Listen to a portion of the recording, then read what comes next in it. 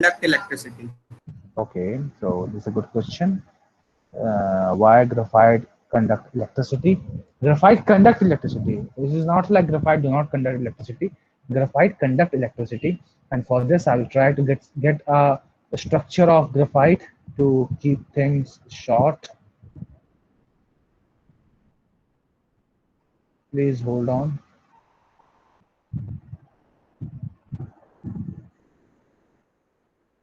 Okay, so I have this structure of graphite in front of me.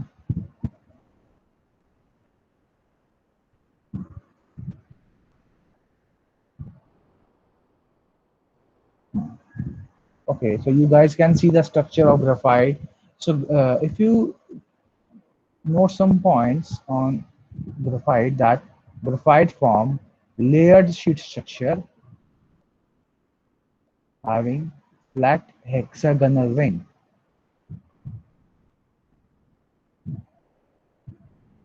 Okay, now if you look at these balls are basically carbon. Okay, now this is the first layer, this is the second layer, this is the third layer, and you can see that every carbon is bonded to how many carbon? Three carbon. Can Sir, you see this? three. Three If you carbons. look at this carbon is bonded to three carbon. Okay, and you know that carbon electronic configuration is 2 and 4. That means its valency is 4. So three electrons are participating in the covalent bond formation, but fourth electron is free. And you know that in solid, free electrons are responsible for the conduction of electricity. So there is a free electron on every carbon atom, and this carbon atom is responsible for the conduction of electricity in every cases. Is it clear? Sir, Yes, sir. I am having sir some एक doubt है. doubts Yes. Yeah. related to a Next video. doubt related to. Yes, yes, sir. I have, sir, related to your video on N factor. Okay, ask me.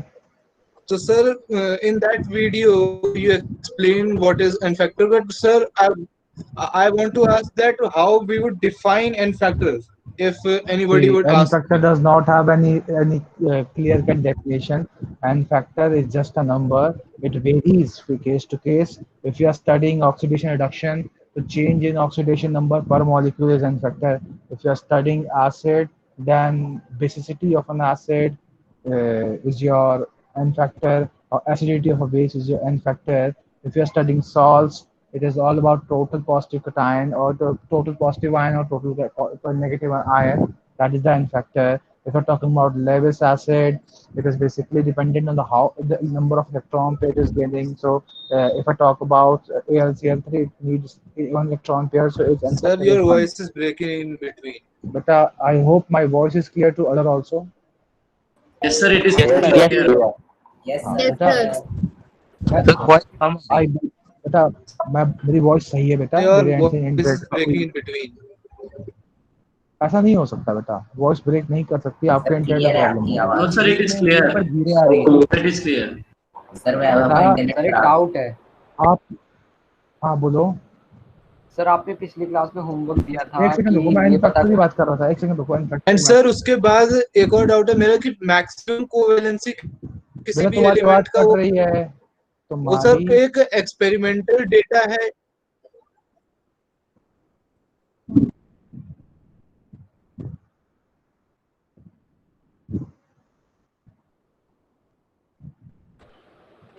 चलिए sir एक doubt है, पूछूं? हाँ बेटा बोलो। Sir आपने पिछली क्लास में होमवर्क दिया था ये पता करने को कि कौन ज्यादा स्टेबल है, डायमंड या ग्रेफाइट. क्या पता किया? तो सर जब मैंने सर्च किया तो उसमें आया था ग्रेफाइट ज़्यादा स्टेबल है. जब मैंने रीज़न सर्च किया तो उसमें आ रहा था क्योंकि ग्रेफाइट के पास डीलोकलाइज्ड इलेक्ट्रॉन्स होते हैं. तो सर डीलोकलाइज्ड इलेक्ट्रॉन्स क्या होते हैं? डीलोकलाइज्ड इलेक्ट्रॉन का मतलब होता है कि इलेक्ट्रॉन एक एटम से दूसरे एटम पे जंप कर जाए और ऐसे करके वो पूरे रिंग में घूमता रहे। ठीक है, ये होता है डीलोकलाइज्ड केस। बट स्टिल अभी आपने आधा ही सर्च किया है, पूरा आंसर नहीं मिला मुझे। पहले एक बार अच्छे से सर मैंने चैट पे क्वेश्चन भेजा है। चैट पे क्वेश्चन भेज रहे हो, लेट मी सी। बड़ा सवाल है इसके। सर ये No, एक क्वेश्चन सेकंड नहीं, रुको। पैराग्राफ No होगा। chemical reaction takes place when granules of solid A are mixed with powder of another solid B. However, when the mixture is heated, the reaction takes place as compound. One of the product is C is a metal settled down at the bottom state.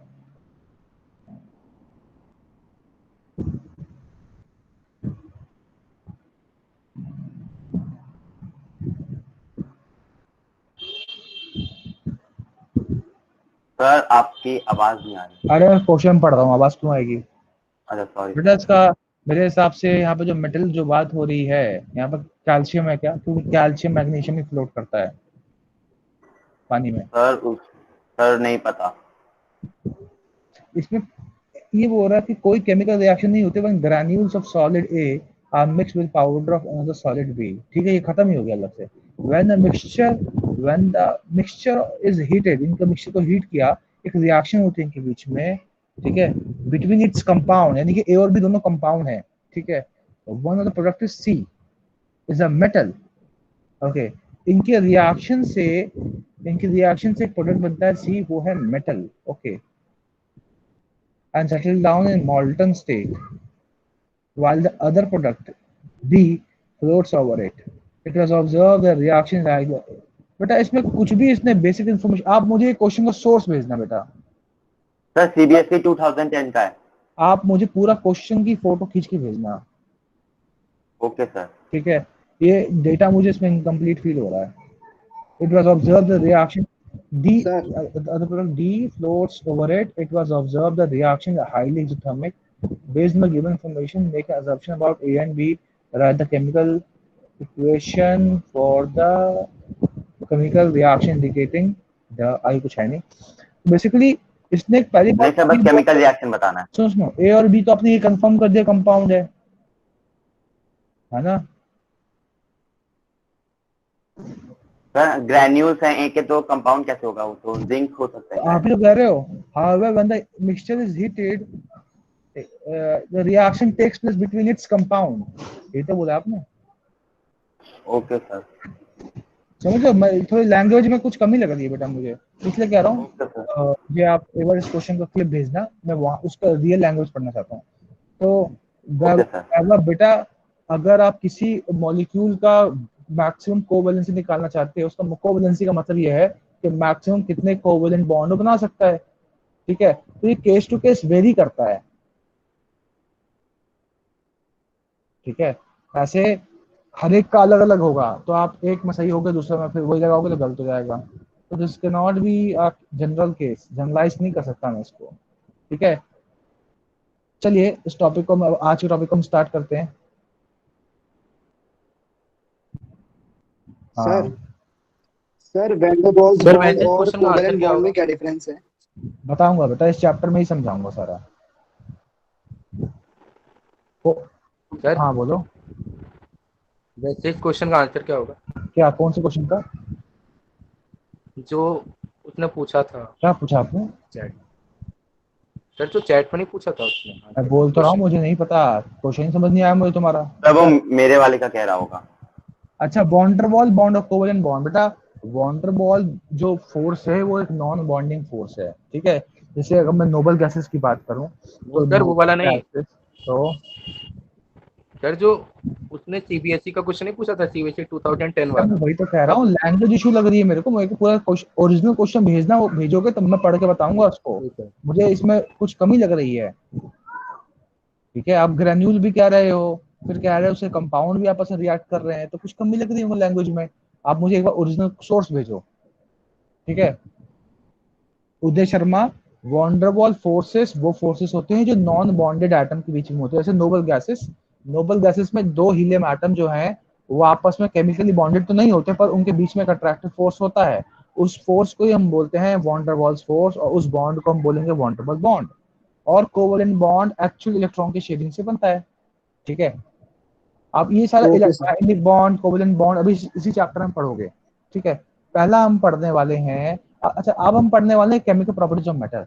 जो chemical properties of metal में हम observe करेंगे कि हमारा metal environment से कैसे react करता है, इंटरेक्ट करता है। इसमें पहला आता है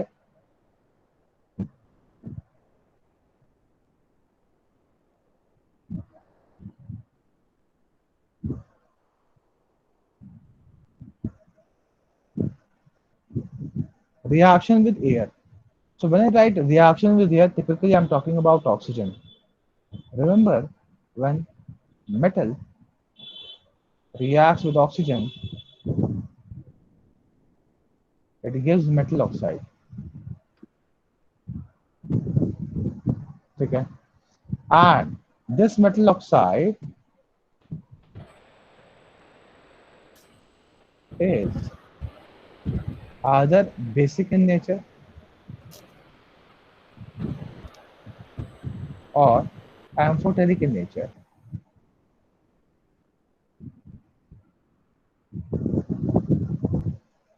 Now let us have a look at few reactions.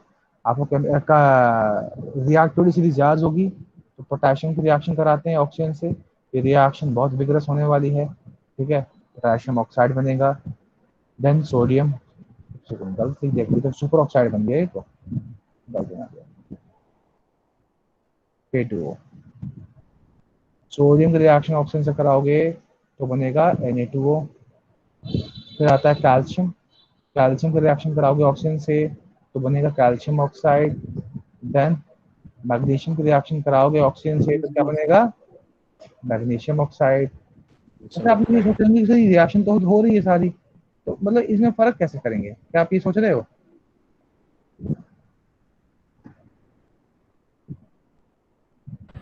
Students can you hear मी?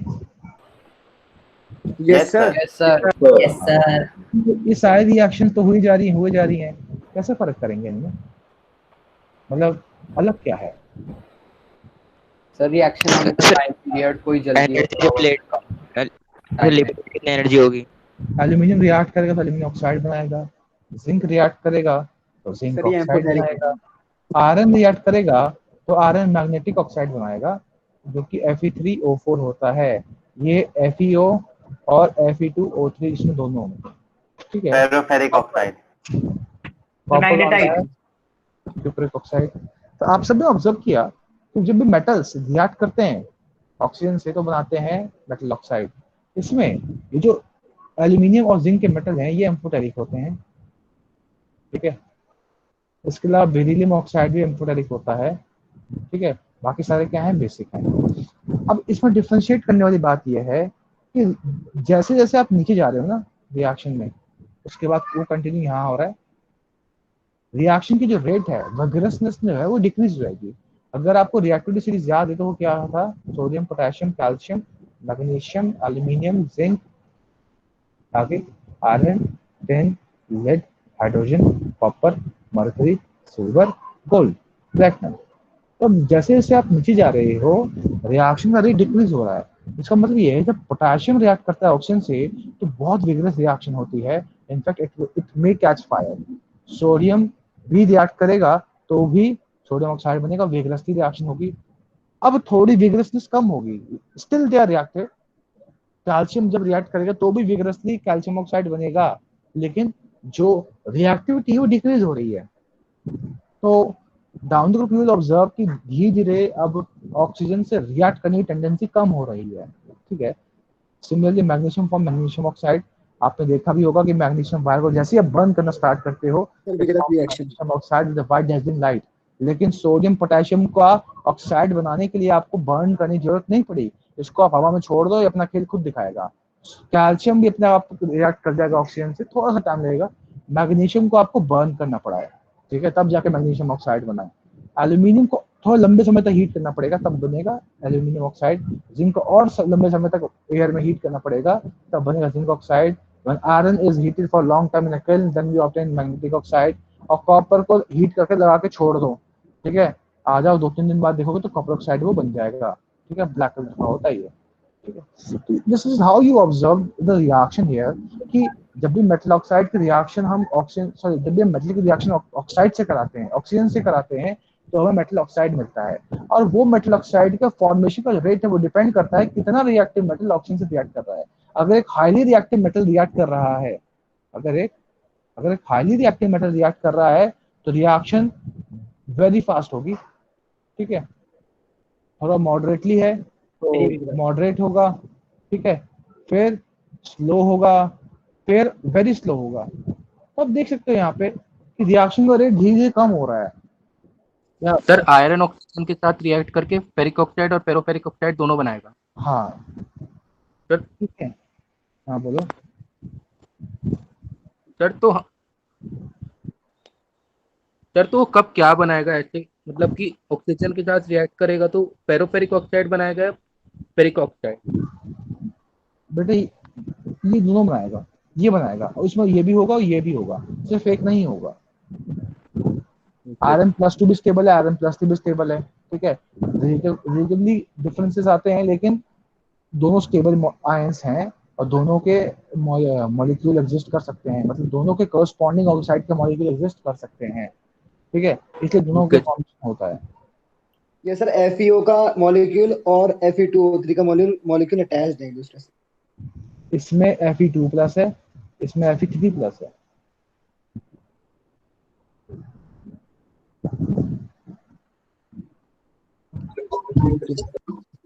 क्या पूछ रहे हो बेटा? सर इसमें दोनों जो है वो एक साथ कैसे आ गए, Fe2+ और Fe3+? क्यों भाई, नहीं आ सकते क्या? सर ये मिक्सचर है सर कि कैसे आ गए?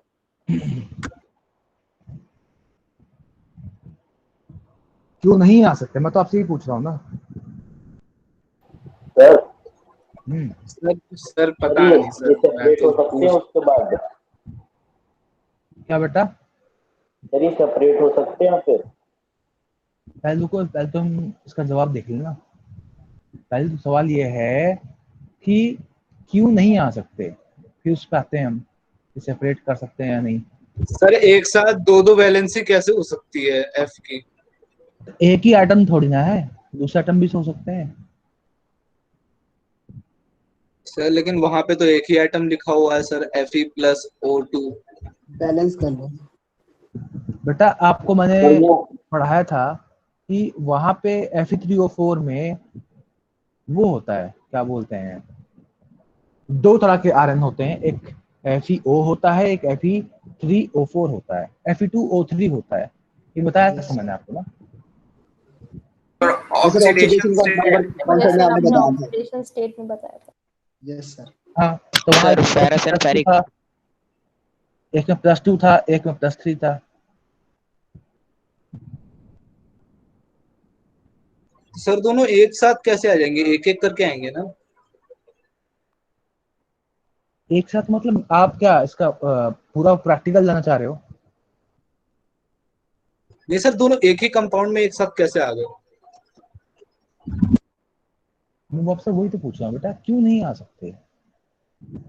सर ऐसे थोड़ी ना होगा सर, तब ये मतलब तो सर उसकी तरह हो गया ना सर, जैसे क्रिस्टल में वाटर मॉलिक्यूल्स उनके साथ तो होते हैं।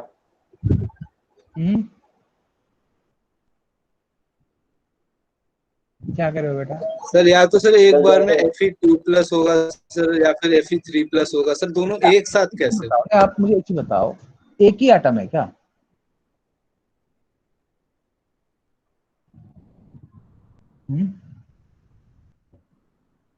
सर लेकिन है तो Fe के ही एटम्स। हाँ तो एक ही एटम थोड़ी ना है, कुछ एटम्स के +2 ऑक्सीजन स्टेट है, कुछ एटम्स के +3 ऑक्सीजन स्टेट है। सर लेकिन अगर Fe3O4 के हिसाब से देखें तो फिर ऑक्सीडेशन स्टेट तो सर Fe का फिर वहां से 4 निकल के आ रहा है। अरे बेटा अगर तू सिंपल फॉर्मूला लगाएगा ना इसमें Fe3O4 में, तो मान ले तू 3x - 8 = 0, तो कितना आएगा? 8/3 आएगा। तो क्या किसी का चार्ज 8/3 हो सकता है? No sir. No sir. फिर सर इस वक्त हम सर ऑक्सीजन ऐसा स्टेट होता है की क्या बात कर कि रहे सर हैं। आयरन पहले, कभी कुछ आयरन के एटम्स आयरन ऑक्साइड बना लेते हैं और कुछ Fe2O3 बना लेते हैं और फिर वो देखो दोनों आपस में रिएक्ट करके हाँ, Fe3O4 बना लेते हैं। बस सुनो, अभी शांत हो जाओ। देखो अगर आप Fe3O4 के स्ट्रक्चर के बारे में जानना चाहते हो तो थोड़ी दिक्कत होगी समझने में, पर आप उसको एक्सेप्ट कर लेना। इसका जो स्ट्रक्चर होता है वो cubic inverse panel group structure होता है, ठीक है। यहाँ पे क्या होता है कि पूरा का पूरा एक स्ट्रक्चर है, ठीक है, उसमें बहुत सारे साइट्स होते हैं, ठीक है, जिसमें Fe2+ और Fe3+ जो है वो साइट्स पे जाते हैं, साइट्स कैसे होते हैं, एक ऑक्टाहेड्रल साइट होता है, एक टेट्राहेड्रल साइट होता है। जो आपका Fe2+ है वो ऑक्टाहेड्रल साइट पे जाता है, और जो आपका Fe3+ है वो एक सेकेंड, Fe3+, हाँ Fe3+ आपका टेट्राहेड्रल साइट पे जाता है। ठीक है, समझ रहे हो? ये पूरे एक ही स्ट्रक्चर Yes, में sir. आता है, ये पूरा पूरा एक ही स्ट्रक्चर में आएगा, लेकिन इनकी प्रॉपर साइट डिसाइडेड होते हैं।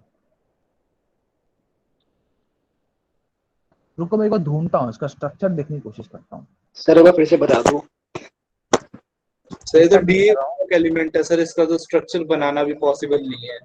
एक सेकंड रुको, हाँ मैं स्ट्रक्चर निकालने की कोशिश कर रहा हूँ उसकी।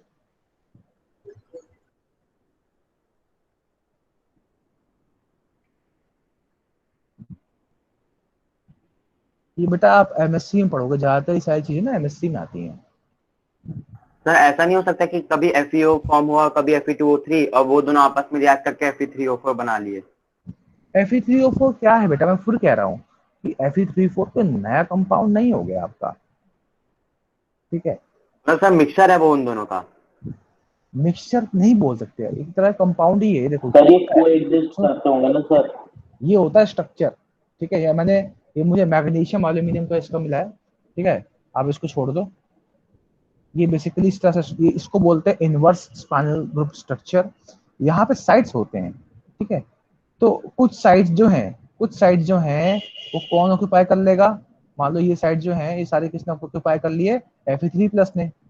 और ये जो साइट देख रहे हो ये वाला, ये किसने ऑक्यूपाई कर लिया? ये ऑक्यूपाई कर लिया Fe2+ ने, ठीक है? बाकी रिमेनिंग जो साइट्स होती है उसमें ऑक्सीजन होता है प्रेजेंट। इस तरह से इसका स्ट्रक्चर बनता है, ठीक है? तो ये प्रेजेंट दोनों एक साथ हैं, पर इनका ऑक्सीडेशन स्टेट अलग अलग है। तभी मैंने यहाँ पे प्लस नहीं लिखा है। आपने बोला ना मिक्सचर है, कंपाउंड है, एक तरह कंपाउंड ही है बेटा, प्लस नहीं लिखा है मैंने। क्यों? क्योंकि डॉट लगाया है, क्योंकि दोनों एग्जिस्ट कर रहे हैं। Fe+2 भी एग्जिस्ट कर रहा है इसी स्ट्रक्चर में, और Fe+3 भी एग्जिस्ट कर रहा है इस स्ट्रक्चर में। पर ये जो है ये किससे में है? टेट्राहेड्रल साइट में है, ठीक है? साइट मतलब एक तरह का वॉइड होता है, एक तरह गैप होता है। Fe2+ जो है ये ऑक्टाहेड्रल साइट में है। ये जो ब्लू ब्लू वाले देख रहे हो ये Fe2+ है, ये रेड रेड वाले आपको क्या हो गए? Fe3+ हो गए।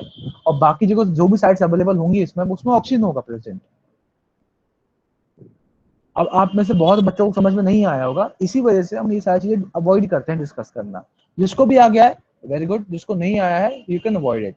आसान भाषा में बोलूं तो एक तरह कंपाउंड है बेटा, Fe3O4 एक कंपाउंड है। इस कंपाउंड में Fe+2 भी एग्जिस्ट कर रहा है और +3 भी एग्जिस्ट कर रहा है। स्ट्रक्चर का जो मैंने नाम बताया है इनवर्स स्पाइनल ग्रुप स्ट्रक्चर होता है, ठीक है? नाम याद ना रहे तो कोई बात नहीं। और क्या डाउट है इसमें?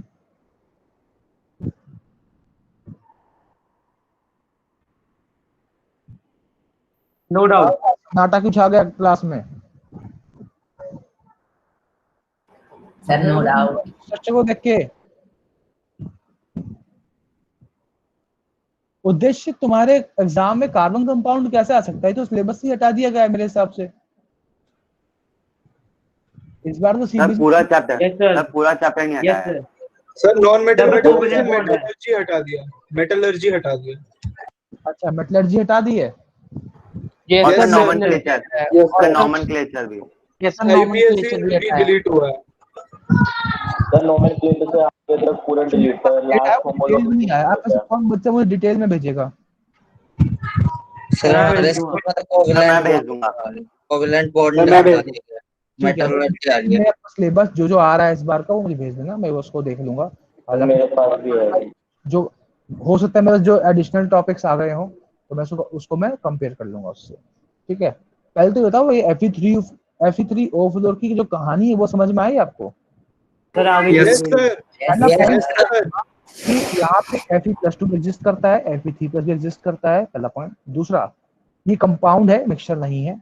तीसरा, एक ही स्ट्रक्चर में दोनों आयन प्रेजेंट है, बट ये अलग अलग साइट पे प्रेजेंट है पूरे स्ट्रक्चर में। साथ में नहीं है कि हम भाई भाई हैं, ऐसा नहीं है।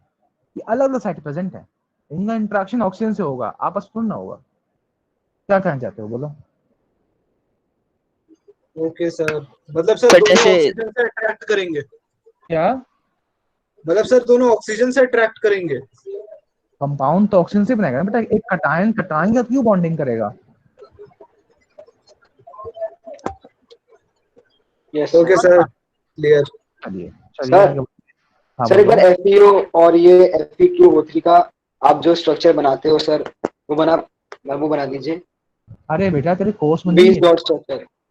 Leave it, don't worry, NTSC में नहीं आएगा, आईआईटी में नहीं आएगा, nobody is going to ask you even in JEE और नीट एग्जामिनेशन, एनटीएससी छोड़ दो, ये एमएससी का स्ट्रक्चर दिखाया मैंने आपको, ओके सर। ठीक है? एमएससी में पढ़ते हैं सारे स्पाइनल ग्रुप्स वगैरह हम। तो ओके सर।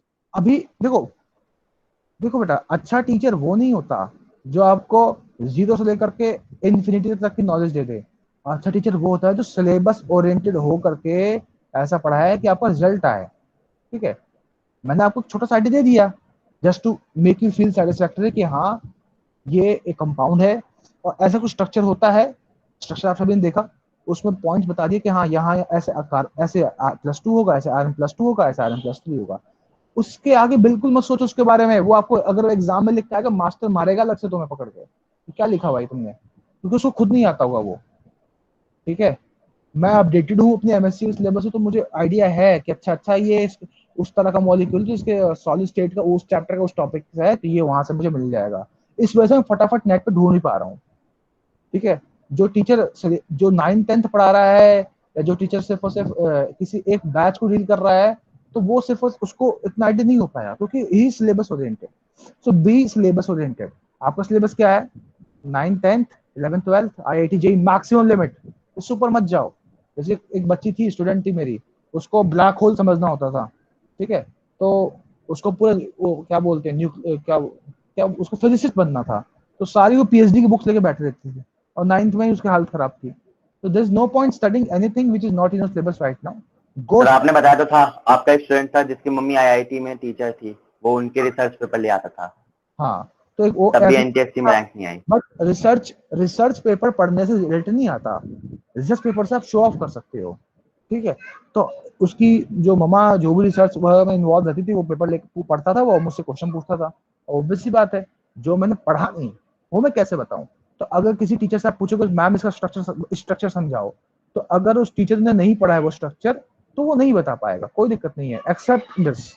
लेकिन मुझे पता था कि हाँ ये स्पाइनल ग्रुप का स्ट्रक्चर है, तो मैंने फटाफट उस नेट से ढूंढा और उसका एक एग्जांपल निकाल रख दिया आपके सामने। लेकिन लेकिन अवॉइड करना है, जब टीचर वो कह रहा है कि हाँ this is not in syllabus, avoid it, क्योंकि वो अगर वो जेई में भी होगा तो भी बता दूंगा मैं आपको, जैसे एन फैक्टर वगैरह है जेई में, जब आपको बताता हूँ कि हाँ ये ऐसा होगा। लेकिन एमएससी लेवल की चीजें क्यों पढ़ना अभी हमें, छोड़ देते हैं इसको। जो हमारा बेस है ना, पहले हम वो स्ट्रॉन्ग करें ना, फिर इस स्ट्रक्चर पे हम हाथ पैर मारेंगे। अभी तो आपको टेट्राहेड्रल वॉइड, ऑक्टाहेड्रल वॉइड ये नहीं पता है। जब मैं टर्म यूज कर आपको समझ, अब 90% बच्चों को समझ नहीं आया होगा टेट्राहेड्रल साइट क्या है और ऑक्टाहेड्रल साइट क्या है। Leave it, no issues, nobody is going to ask you, this is my guarantee, nobody is going to ask you to draw the structure of Fe3O4 and tell me वो कौन सा कहाँ present होता है। आपकी आवाज कट रही है मेरी। आपका इंटरनेट बेटा, No, sir, it is absolutely clear. बेटा आपके नेट की सर, दिक्कत आपकी है, clear आपकी नेट की दिक्कत है, मैं आवाज आपको तो क्लियर पर धीरे आ रही है। हाँ बेटा, मैं 100 MPS के नेट पे बैठा हूँ। नहीं धीरे नहीं आ रही सर, ईयरफोन लगा रहे हैं तो एकदम क्लियर है। सर ईयरफोन के लगाओ, 50 रुपए का ईयरफोन खरीदो, पहनो, बड़ी मस्त आवाज आएगी बेटा, ठीक है? अरिजीत सिंह फेल हो जाएगा मेरे आगे। आगे बढ़ते हैं, ठीक है? बड़ी अच्छी आ रही है sir. Now look at these particular oxides. If you look at these oxides, you know that these are basic in nature. So if you put these basic oxides in water, you will obtain corresponding bases. So this is the another way of synthesizing base. Sir, Yes. so what would happen when we put metal in water? बेटा metal पानी में डालोगे तो fun and adventure होगा, अलग अलग cases में बताऊंगा कैसे कैसे। एक मेटल हाइड्रोक्साइड और हाइड्रोजन गैस प्रोड्यूस होगा। शांत रहो, शांत रहो, बारी बारी आएगा, ठीक है? एक राजा था, ठीक है? तो उस राजा, वो राजा हर बार जब जंग लड़ने जाता ना, हर बार युद्ध में वो हार जाता, ठीक है? हर बार वो युद्ध में used to lose the war. Now एक दिन क्या हुआ, बड़ा परेशान होकर ना वो अपने राज्य में घूम रहा था, नाइट वॉक कर रहा था, तो उसने एक खिड़की से देखा कि एक बच्चा है वो खीर खा रहा है, गरम गरम खीर खा रहा है, बीच से चम्मच डाल करके, बीच गरम खीर में बीच से चम्मच डाल के खीर खाना था। उसका मुंह जल रहा था बार बार। तो उसकी मम्मा ने समझाया कि बेटा तू तो हमारा राजा जैसा है, बिल्कुल गर्मा गर्म खीर बीच से खा रहा है, तेरा मुंह जलेगा ही जलेगा। सर वो साइड से चंद्रगुप्त खाने मौर्य थे। अब राजा आप पता करो, नाम नहीं लूंगा किसी का भी, सर चंद्रगुप्त मौर्य थे। ठीक है। Chandragupta Maurya. Basically the moral of story is कि युद्ध को बीच से नहीं, स्टार्टिंग से अपने एनिमीज को खत्म करते हैं या उनको कंट्रोल करते हैं। अब बीच में कूदो को सब आपको घेर लेंगे। अब आपको अभी ऑक्साइड्स पढ़ रहे हो, आपको वाटर वाला समझना है, आपको उसका स्ट्रक्चर समझना है, अवॉइड करो, गो विद द फ्लो, ठीक है। क्वेश्चंस अगर आप क्वेश्चंस पूछो, लेकिन अगर टीचर कह रहा है कि हाँ वेट, देन वेट, ठीक है, आगे बढ़ते हैं। So I have given you a few basis here, you know that these bases are water soluble, और water soluble base को क्या कहते हैं हम? अल्कली। Alkali, very good. अच्छा मेरा क्वेश्चन है, ये स्ट्रॉन्ग बेस है और वीक बेस है,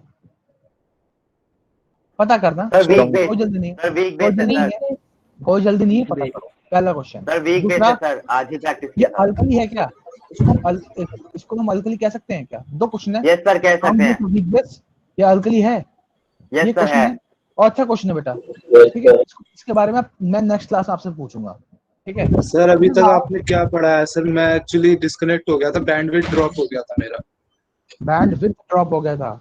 यस सर। क्या होता है ये? Sir bandwidth is the sir sir speed होती है बेसिकली, अबे डेफिनेशन की बोल रहा था अब। सर इंटरनेट की स्पीड होती है एक्चुअली कि इंटरनेट पर सेकंड कितने मेगाबिट्स लोड हो पा रहा है, तो सर उसको आसान बैंडविड्थ भाषा कहते में हैं। बोल देना बेटा, आसान भाषा में बोल।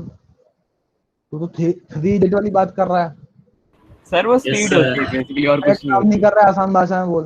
बैंडविड्थ काम नहीं कर रहा है बेटा, कहाँ से चुका जरा?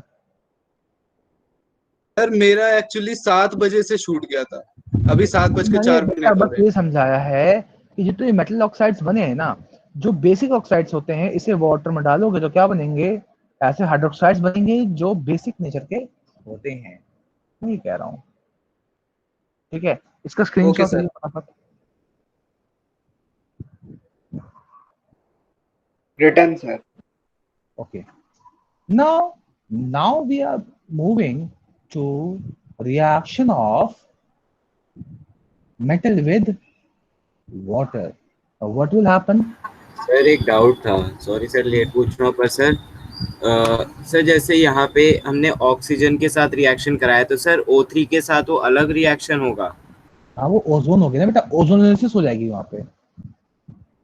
अब वो आएगा आपके ऑर्गेनिक केमिस्ट्री में, ठीक है। Okay sir, thank you sir. Okay, ozonolysis पढ़ना चाहो तो आप पढ़ सकते हो अलग से, वो बिल्कुल अभी आउट ऑफ द वे है।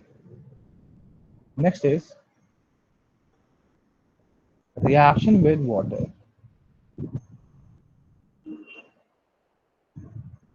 पानी के साथ आपके मेटल्स कैसे बिहेव करने वाले हैं, ये केस टू केस वेरी करेगा, समझिएगा। जब भी मेटल वाटर से रिएक्ट करता है, चाहे वो कोल्ड वाटर हो चाहे वो हॉट वाटर हो, तो मेटल हाइड्रोक्साइड। ये पीछे से बच्चा कौन रो रहा है? माइक म्यूट रखें, ठीक है। So we obtain metal hydroxide and hydrogen. और उसी मेटल की रिएक्शन अगर हम स्टीम से कराते हैं, स्टीम फॉर्म ऑफ वाटर से, मेटल ऑक्साइड, तो हमें मिलता है metal oxide plus what? Hydrogen. So these are the basic reactions which we need to keep in mind while studying a reaction of metal with water. हमें समझ में आया, ठंडा गर्म पानी से रिएक्शन कराएंगे मेटल हाइड्रोक्साइड मिलेगा, मेटल का अगर स्टीम से रिएक्शन कराएंगे तो मेटल ऑक्साइड मिलने वाला है, ठीक है। क्या क्लियर सभी को? Yes sir. यहाँ पे अब यहाँ, हाँ बोलो। कोई डाउट है? जी सर क्लियर है ये बोल रहा था। हाँ तो यहाँ Yes, पे sir, डाउट clear. होना चाहिए था, ऐसा क्यों? स्टीम के सर मेरा साथ मेटल एग्जांपल दे ऑक्साइड दीजिए। क्यों बन गया? यहाँ डाउट होना चाहिए था। एग्जाम्पल ठीक सर है आयरन सर का। यहाँ पे सर नहीं, सर यहाँ पे सर डाउट हर मेटल की तो अलग अलग होगी ना बेसिकली इसमें। होता क्या है, देखो होता क्या है, बनता मेटल हाइड्रोक्साइड ही है इसकी रिएक्शन में, लेकिन हाई एनर्जी होने के कारण ये अनस्टेबल होता है और ये डिकम्पोज हो जाता है मेटल ऑक्साइड में। क्लियर है क्या सभी को? सर ये पहले से पता था सर इसीलिए डाउट नहीं हुआ। सर वेरी एक और नाइस, बार अगर बता आपको देना। पता था ये, सर वापस जैसे मैंने बताया है कि जब आप मेटल की रिएक्शन स्टीम से कराते हो तब जो मेटल हाइड्रोक्साइड बनता है वो काफी अनस्टेबल होता है, वो डिकम्पोज हो जाता है मेटल ऑक्साइड में। अब बात करते हैं पोटेशियम की। ठीक है, पोटेशियम और सोडियम ये बड़े मासूम एलिमेंट्स हैं बेटा। ठीक है, इसको पानी में डालोगे तो ये आग पकड़ लेता है, इसलिए इसके हाथ ना खेलें। ये कोल्ड वाटर से ही रिएक्ट कर जाता है। Remember this thing, they can react with even cold water and the reaction is extremely vigorous. ठीक है, होता क्या है अभी समझाता हूँ, एक बार रिएक्शन लिख दूं। होता क्या है, इस केस में इतनी हीट निकलती है ना कि ये हीट इस हाइड्रोजन को बर्न कर देता है और फिर ये इस पोटेशियम को बर्न कर देता है और हम बोलते हैं sodium potassium catches fire. You can write that sodium potassium catches fire. Excuse me sir. लेकिन टेक्निकली आपको मालूम होना चाहिए कि आग लगी कैसे। इतनी हीट निकली कि हाइड्रोजन बर्न हो गया और बर्निंग हाइड्रोजन ने मेटल को बर्न कर दिया। तो एक्सपेरिमेंट ये टीचर्स के सामने आप टीचर को कहें करवा के दिखाने के लिए थोड़ा सा, एकदम थोड़ा सा सोडियम ले लें, पोटेशियम ना लें। पोटेशियम और ज्यादा विग्रस होता है, सोडियम को थोड़ा सा आप उसको क्या बोलते हैं वॉश बेसिन में डाल के देखें तो you will see it will catch fire. ठीक है, एक्सक्यूज मी सर। हाँ बोलो। सर सोडियम और पोटेशियम का ऐसा होता है कि जैसे ही केरोसिन से निकाला वैसे ही फ्लेम आग नहीं पकड़ नहीं लेता बेटा, नहीं, इतना भी नहीं होता। हम इसीलिए इसको केरोसिन में रखते हैं। Very good point, that's why we keep them in kerosene. ये एक अच्छा क्वेश्चन बन सकता है यहाँ से। तो पैराफिन में भी तो रखते हैं। देखो आपको जैसे लीथियम भी उतना ही रिएक्टिव होता है, सेम रिएक्शन होती है लीथियम की। ठीक है, लेकिन लीथियम कोर्स में नहीं है। लेकिन आपको एक बात समझना है, जब भी एग्जाम में क्वेश्चन है एक unknown compound x kept in kerosene, वो सोडियम पोटेशियम के बारे में ही बात कर रहा है, कहानी खत्म हो गई वहीं पे। ठीक है, तो इस तरह से चीजों को पकड़ना सीखो। ठीक है, अभी जो आपने मुझे क्वेश्चन दिया उसमें कोई हिंट नहीं मिल रहा मुझे पता नहीं कि इसमें क्या कहानी चल रही है। कहीं कंपाउंड है, कहीं ग्रेन्यूल है, कहीं एलिमेंट्स हैं, तो कहीं मेटल आ रहा है उसके अंदर। तो एक बार उस क्वेश्चन को मुझे रियल क्वेश्चन को भेजो, उसको पढ़ के मैं एनालाइज करके समझूंगा कि हाँ भाई पूछ कर आएगी।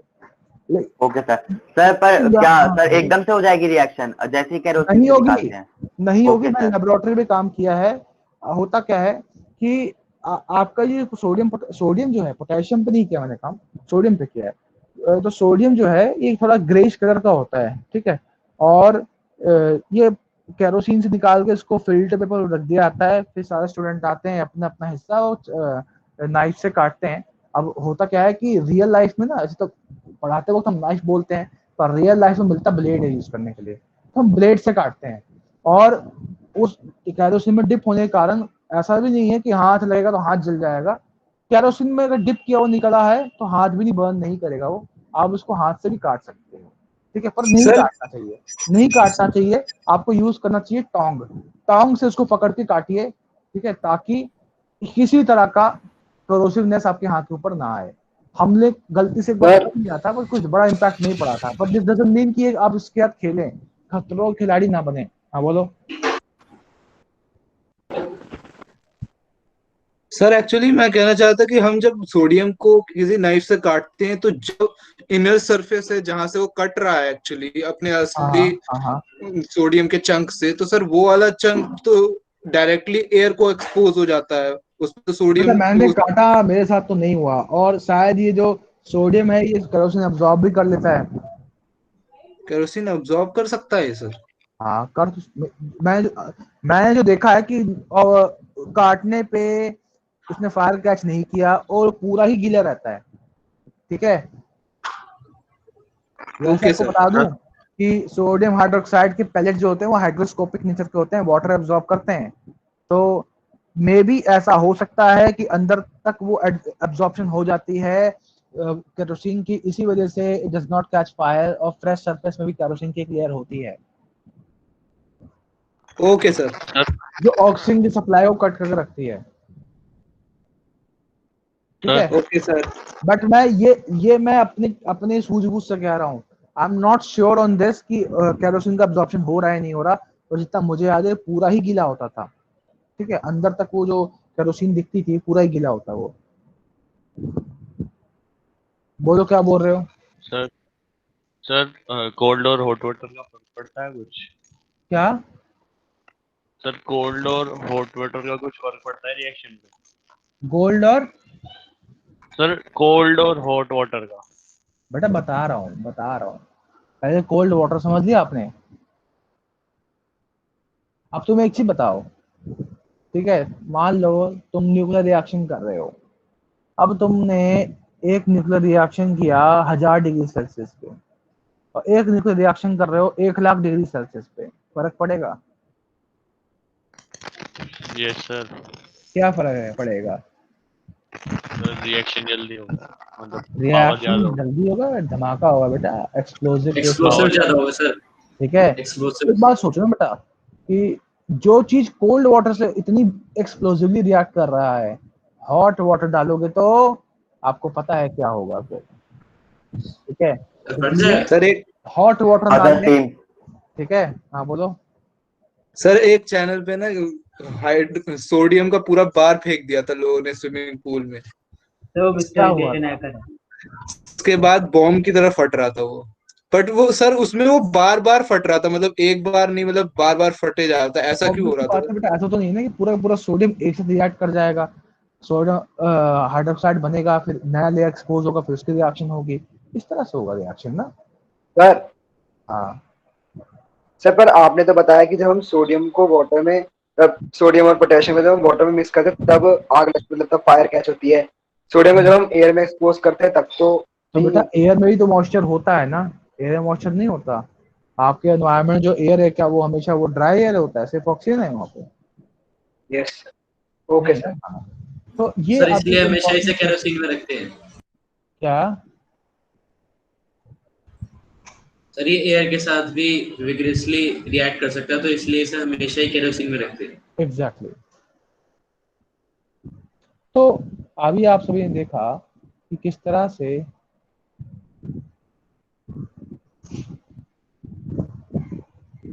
रिएक्शन हो रही है सोडियम पोटेशियम की। आगे बढ़ते हैं कैल्शियम पे। अगर कैल्शियम की बात करूं तो कैल्शियम भी ठंडे पानी से रिएक्ट कर सकता है, लेकिन यहाँ पे बनेगा कैल्शियम हाइड्रोक्साइड, हाइड्रोजन भी बनेगा और हीट भी रिलीज होगी, पर ये जो हीट है ना इसको बर्न नहीं कर पाएगा। तो यहाँ पे calcium does not catches fire. इसी वजह से होता क्या है, जो हाइड्रोजन के जो है ना बबल्स बनते हैं और कैल्शियम के बॉटम पे चले जाते हैं and it makes calcium float on water.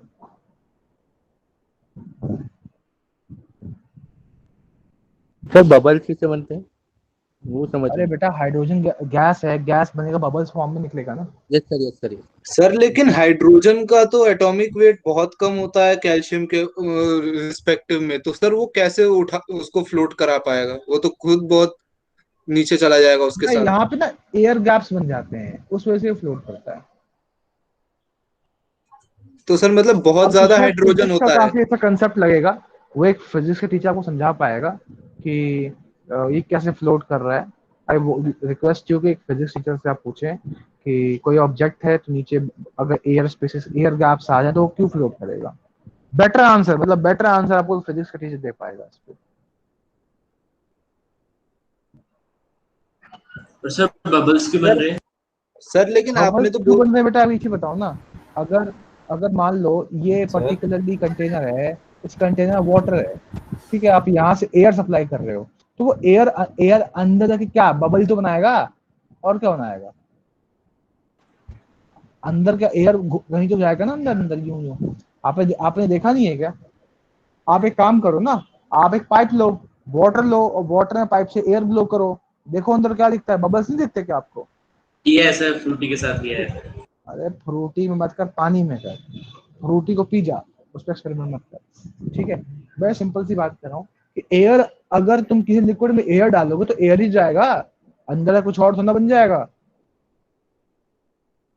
Sir लेकिन आपने तो बोला कि H2 के बबल्स जो है वो स्टिक हो जाते हैं कार्बन से और फिर उसे ऊपर उठाते हैं, कार्बन नहीं भाई, कैल्शियम, कैल्शियम पे। और वो बेटा ओ ऑब्वियस सॉरी बात सर, है, बबल बनेगा तो हाइड्रोजन गैस लाइटर होता है, वो तो ऊपर ही जाएगा ना।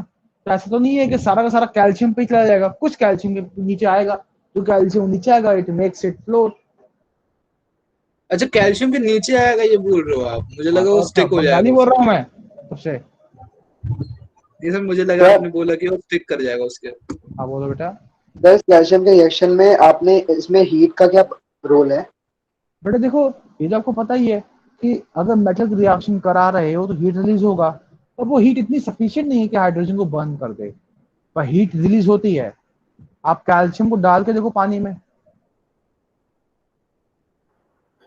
ओके अगर आपने देखा हो जो चूना पुराने जमाने में दीवार पे चूना Yes, होता sir. था, व्हाइट वॉशिंग होती थी, तो जो सर चैप्टर अंकल 1 आते में भी थे है। वो पूरी की पूरी पैकेट डाल दिया करते थे पानी में, पूरा पूरा कंटेनर गर्म हो जाता था।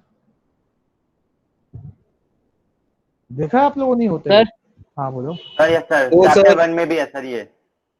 नो सर, क्या देखा कह रहे नहीं। हो? सर चैप्टर 1 सर में भी था ये व्हाइट वॉशिंग का कॉन्सेप्ट। हाँ मैं वही समझा रहा हूँ बेटा। हाँ बोलो। सर अगर हम कैल्शियम को सर बहुत गर्म पानी में डालेंगे तो सर वो हीट इतनी होगी सर कि वो हाइड्रोजन को जला सके। बेटा वही कह रहा हूँ, देखो हो सकता है, कोई कोई बड़ी बात नहीं है, पर ये एक्सपेरिमेंट करना पड़ेगा। जैसे एक बच्चे ने मुझे रिसेंटली क्वेश्चन पूछा था कि सर क्या फोटोलिटिक रिएक्शन अल्ट्रासोनिक और इंफ्रासोनिक रेडिएशन से हो सकती यस है? सर, मैंने पूछा था। हाँ, तो मैंने उस क्वेश्चन पे मुझे को उसका जवाब नहीं पता था, क्योंकि मैंने कभी एक्सपेरिमेंट किया ही नहीं है, कहीं पढ़ा ही नहीं मैंने वो चीज। तो मैंने उसको नेट पे सर्च करने की कोशिश करी, मुझे नहीं मिला। मैंने फिर आईआईटी के जो रिसर्च स्टूडेंट्स हैं उनको भेजा, और ऐसा नहीं है कि एक आईआईटी को भेजा, मतलब आईआईटी दिल्ली में भेजा, आईआईटी रुड़की भेजा, IIT Madras, IIT Bhubaneswar, IIT Bombay, IISc Bangalore, इन सब जगह भेजा।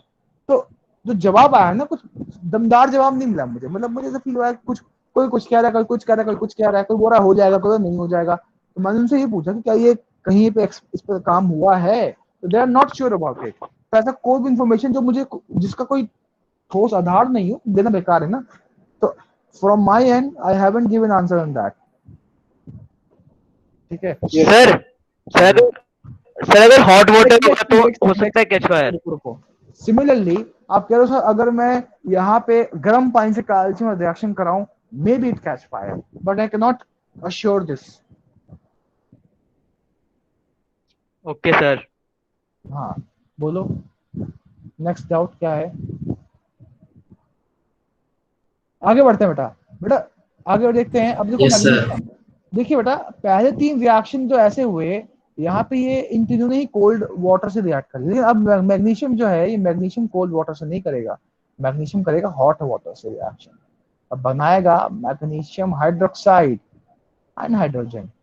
ऑब्वियसली हीट थोड़ा रिलीज होगा यहाँ पे, लेकिन वो कोई इम्पैक्ट नहीं डालने वाला, ठीक है? और हाइड्रोजन जो है वंस अगेन मैग्नीशियम के बॉटम पे जाके चिपक जाएगा, and it makes magnesium also float. Magnesium और कैल्शियम, एक सेकंड सर अभी तो आपने बोला कि चिपक जाएगा और पहले आपने बोला था कि उसके नीचे चला जाएगा। हाँ, जा वर्ड मत पकड़, उसके नीचे चला जाएगा, नीचे जाके तो चिपकेगा, ठीक है बेटा? ये चिपकेगा ऐसे शब्द आपको यूज नहीं करना होगा, मैं तो देसी भाषा में समझाने की कोशिश कर रहा हूँ, क्योंकि हमें थोड़ा सा जब कोई लोकली हमें कुछ समझाते हैं हमें बेटर समझ में आता है, ठीक है? तो आपको एग्जाम में ऐसे ही लिखना, आप ये लिख सकते हो it hydrogen evolved goes beneath calcium and makes it float, ऐसे लिख सकते हो। आप ये लिख सकते हो कि hydrogen evolves stick to the bottom of the calcium and makes it float. तो you have to write like this, ठीक है? Okay sir. Excuse me sir. हाँ बोलो। सर ऐसा क्यों हो रहा है कि कैल्शियम कोल्ड से ही वाटर से ही रिएक्ट कर रहा है और मैग्नीशियम हॉट वाटर से ही? रिएक्टिविटी बेटा, रिएक्टिविटी ये शो करता है, रिएक्टिविटी। अभी हम सारा ऑब्जर्वेशन कर रहे हैं, समझिएगा? आप जो मुझसे क्वेश्चन पूछ रहे हो ना, साइंटिस्ट अभी ऑब्जर्व कर रहा है, साइंटिस्ट में जिसने भी एक्सपेरिमेंट्स किए हैं ना, ये सारे ऑब्जर्वेशन जो अभी आप पढ़ने वाले हो, इन सभी को ऑब्जर्व करके रिएक्टिविटी सीरीज तैयार होगी। मैं पहले से उसको यूज करते आ रहा हूँ, तो ये ऑब्जर्वेशन हो रही है, इससे वो रिजल्ट निकला है। मैं उस रिजल्ट को के थ्रू आपको बोल रहा हूँ कि बेटा ये रिएक्टिविटी के आधार पे हो रही है रिएक्शन, लेकिन ये रिएक्टिविटी इसके आधार पे तय हुई है। ये शो करता है कि ये बहुत रिएक्टिव है, बहुत रिएक्टिव है, थोड़ा कम और कम और कम। अब मैग्नीशियम की रिएक्शन अगर आप स्टीम से कराओगे तो क्या होगा, तो बनेगा मैग्नीशियम ऑक्साइड प्लस हाइड्रोजन, ठीक है, magnesium oxide. Heat no doubt. तो आप देख सकते हैं यहाँ पे कि स्टीम से रिएक्शन कराने पे क्या बना है। किसी को डाउट है यहाँ पे?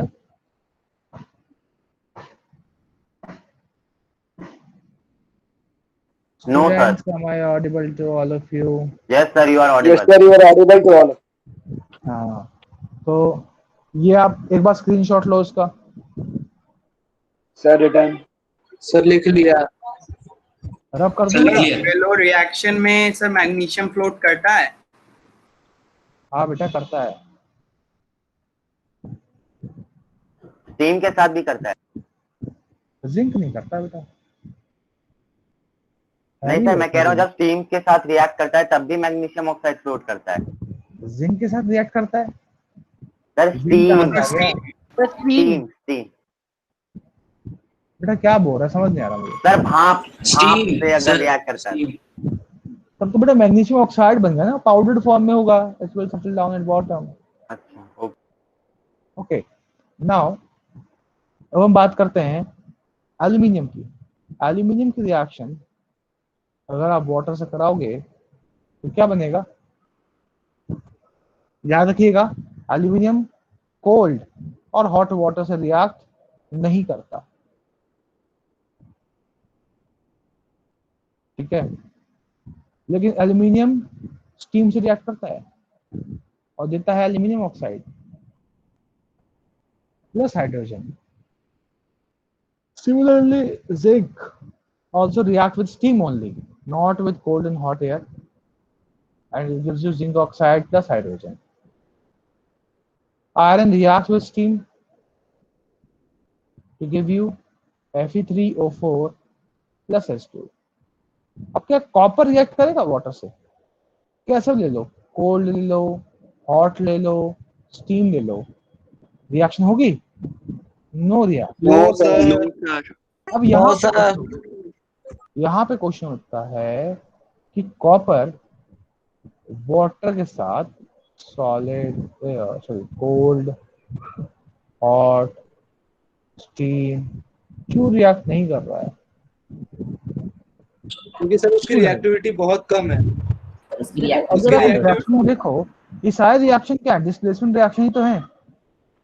Yes sir, hydrogen is more reactive than copper. वो कॉपर जो है हाइड्रोजन को डिस्प्लेस नहीं कर पाएगा।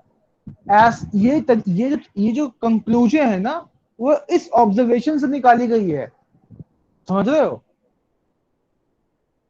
Yes sir. Yes sir copper sir हुआ है कॉपर हाइड्रोजन को नहीं हटा सकता, तो कॉपर जो है लेस रिएक्टिव है हाइड्रोजन से।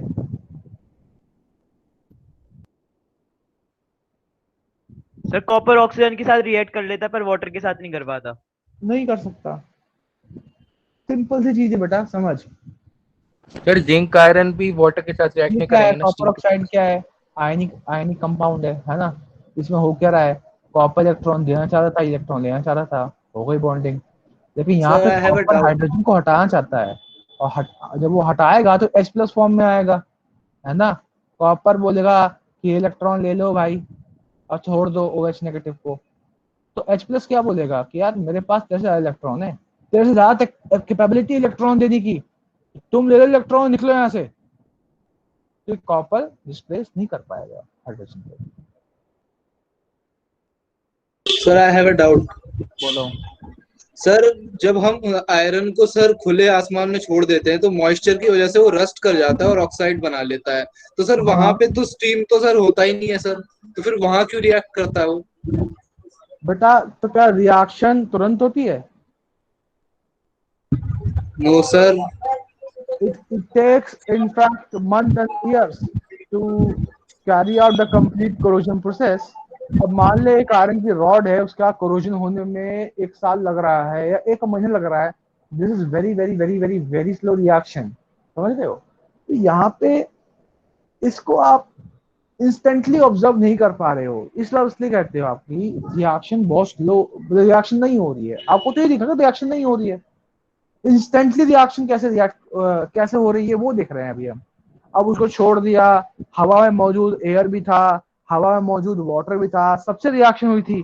कोरोजन के केस में वो आयरन जो है एयर से भी रिएक्ट कर रहा था और वाटर से भी रिएक्ट कर रहा था, लेकिन यहाँ पे सिर्फ और सिर्फ वाटर से कर रहा है। मैं आपको बताना चाह रहा हूँ, क्लियर है बेटा? सर एक डाउट है। डाउट बोलो सर। ये फिजिकल मतलब जैसे हमें बचपन में पढ़ा था कि एल्यूमिनियम से हम यूटेंसिल इसलिए बनाते हैं क्योंकि एल्यूमिनियम के यूटेंसिल पहले एक थिन लेयर की एल्यूमिनियम ऑक्साइड की थिन लेयर बन जाती है। लेकिन सर जो आयरन के वो होते हैं सर, ये मैंने खुद के ऑब्जर्वेशन से देखा है कि जो रस्टेड आयरन होता है वो अंदर तक मतलब इतना ब्रिटल हो जाता है, अंदर तक रस्ट कर जाते हैं कि मतलब हाथ से ही तोड़ देते हैं। सर तो ऐसा क्यों होता है? बेटा देखो होता क्या है, एल्यूमिनियम ऑक्साइड की जो लेयर है ना काफी हार्ड इम्पर्वियस होता है, तो उसके थ्रू पेनिट्रेट नहीं कर सकते एयर वाटर।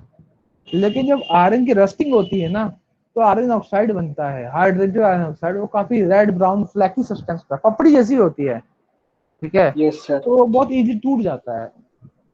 उस कंपाउंड ही दूसरा बन गया, कंपाउंड से दूसरा बन गया तो अपने कंस्टिट्यूएंट की प्रॉपर्टी को क्यों शो करेगा? ओके सर, ठीक है। तो this is how metal reacts with water, you can note this down. Yes sir, noted. Yes sir. ये भी नोट कर सकते हो कि सिल्वर, गोल्ड और क्या है मर्क्यूरी, प्लैटिनम, ये वाटर से रिएक्ट नहीं करते।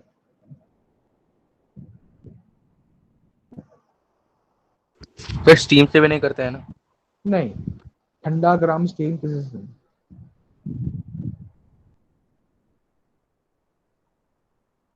सर कॉपर भी इसी कैटेगरी में आएगा ना?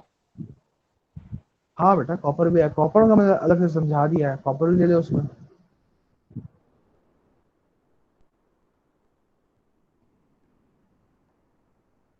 सर यस सर, जो Ag, Au और Hg है और प्लेटिनम, ये आयोनाइज्ड वाटर के साथ कर सकते हैं ना फिर?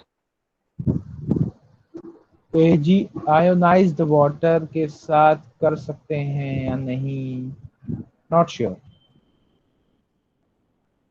करवाना पड़ेगा। Okay sir. ठीक है।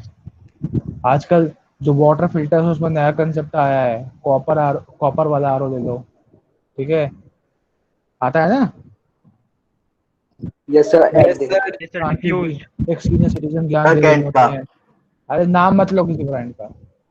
एक सीनियर सिटीजन ज्ञान देती है कि कॉपर में है ये, कॉपर में है वो, तो देखो मेरी तंदुरुस्ती का राज ये ब्रांड का फिल्टर है।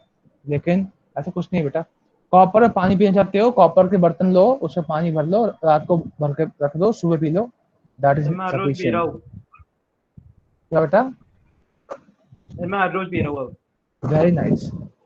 पर उसके फायदे भी जानो कि कॉपर का कंटेनर में सुबह सुबह एम्प्टी स्टमक जो हम पानी पीते हैं उसको हम ऊषा पान कहते हैं, ठीक है? ये आयुर्वेदिक एक्टिविटी है एंड इससे हमारी बॉडी के जो इम्बैलेंसेस हैं वो सही होते हैं, ठीक है? You can go through this कि हमें सुबह सुबह पानी कॉपर के कंटेनर में क्यों पीना चाहिए। और जो नहीं पीता है घर में कॉपर एक गिलास रख लो, या एक 600 रुपए की बोतल आती है प्योर कॉपर की कंपनी की। यस सर, मैं भी लेके आया था वही। तो वो मंगा लीजिए, उसमें पानी रख लीजिए। बट हाँ, you should drink water on a copper container. ये जो आर्टिफिशियल है ना कि हम इन्फ्यूज कॉपर आयन टेक्नोलॉजी, ये ऐसा कुछ बकवासबाजी होती है इन्फ्यूज कॉपर आयन। अब खुद सोचो कोई मशीन कॉपर के आयन अगर डिस्चार्ज कर रही है वाटर में, आर यू श्योर कि वो मशीन परफेक्ट है? नहीं, मशीन परफेक्ट नहीं हो सकती आयन डिस्चार्ज में। और ये बता दूं, excess copper is not a biological metal. तो कॉपर बायोलॉजिकल मेटल अगर नहीं है तो एक्सेस में कॉपर बॉडी में गई तो इट मे कॉज कैंसर, ठीक है? सर अगर मेटल, क्या बेटा?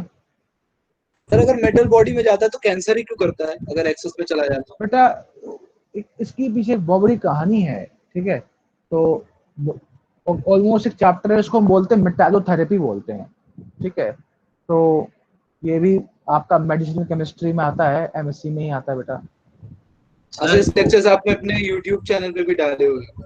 हाँ, तो कुछ मैंने डाली है, अभी और डालूंगा जैसे टाइम मिलेगा। अभी थोड़ा सा मैं भी थोड़ा बहुत ज्यादा पैक्ड हूँ, इस वजह से लेक्चर्स नहीं आ रहे हैं, लेकिन हाँ after this September you will get lot of videos on that channel, ठीक है। तो सर लोग ये भी कहते हैं कि सुबह उठकर गर्म पानी पीना चाहिए। हाँ, there are lot of things, ठीक, कोई कुछ कहेगा कोई कुछ कहेगा, हर एक अपने अपने फायदे हैं। तो आपको थोड़ा उसको रिसर्च करना चाहिए, खुद से करना चाहिए, और उसके अकॉर्डिंग जो आपकी बॉडी की डिमांड है वो चूज करना चाहिए आपको। मैंने बस एक कॉपर एक टर्म आ गया है सामने, जिससे मैंने को बता दिया कॉपर आरओ वाला जो कंसेप्ट चल रहा है, that is all useless concept. You don't need a much artificial infusion of copper, you just need a copper container. और नेचुरली कुछ भी करोगे तो हार्म नहीं करेगा, आर्टिफिशियली कुछ भी करोगे तो हार्म करेगा, ठीक है। वैसे आप में से किस किस बच्चे का फेवरेट है vanilla ice cream? I would like to know, chat box में बताएं। क्या चीज? वैनिला आइसक्रीम किस किस का फेवरेट है? सर उसमें ईडेबल वेजिटेबल ऑयल होता है जो हार्म करता है। Yes sir. ओके, मैं देखना चाहता हूँ किस किस बच्चे का वैनिला आइसक्रीम फेवरेट है। तो वैनिला का टेस्ट पसंद है आप सभी को? No sir. Yes sir. No sir. है ना टेस्टी? मुझे सारी आइसक्रीम भी खाई है। चैट बॉक्स देखिए। मतलब vanilla is a common favourite thing for everyone. वैसे बता दो सर। उद्देश्य राजपूत बेटा कौन सी वीडियो भेज रहा है ये? उद्देश्य बेटा क्या भेज रहा है? यूट्यूब लिंक भेज रहा है, क्या भेज रहा है ये? आपके चैनल अच्छा की ठीक है सर ये आपके रसायन। Okay okay. अच्छा लिसन, आपको पता है कि जो वैनिला आइसक्रीम होता है उसका नेचुरल सोर्स होता है, दैट इज बेसिकली, मतलब कुछ पर्टिकुलरली आइसक्रीम्स में ऐसा किया जाता है कि एक चूहे जैसा ही एक जानवर होता है, ठीक है। तो उस वो जो एक्सक्रीट निकालता है ना, उसी सर आपने का पिछली बार भी बताया था। हाँ, वो पिछली की पिछली लिक्विड बार। होता है, उसी को सिंथेसाइज करके तैयार किया जाता है वैनिला फ्लेवर। तो ऐसा नहीं है कि सर? वैनिला आइसक्रीम में हाँ सर लेकिन मैंने एक बार गूगल पे सर्च करा तो वहाँ पे दिखा रहा था कि एक फ्लावर होता है जिसका नाम वनीला होता है। वैनिलिन होता है, लेकिन आजकल जो ब्रांड्स ना आइसक्रीम वाले ऐसा कर रहे हैं। तो एक बार पता कर लेना कि उसके अंदर जो मिला हुआ है वैनिला का सोर्स, वो सोर्स एक्चुअल में है क्या। सर वो लिख के देते हैं। बिल्कुल, इंग्रेडिएंट में पीछे लिखा होगा वैनिला का सोर्स जो है वो पता, उसमें लिखा हुआ होगा INS ऐसे कुछ लिखा, कोई कोड वर्ड होगा, वो कोड वर्ड डालो नेट पे, चेक करो, you will get the source, actual source कि अच्छा उस कोड का मतलब क्या है। तो सब आइसक्रीम के साथ ऐसे ही होता है? नहीं मैंने सिर्फ वैनिला फ्लेवर की बात करी है बेटा,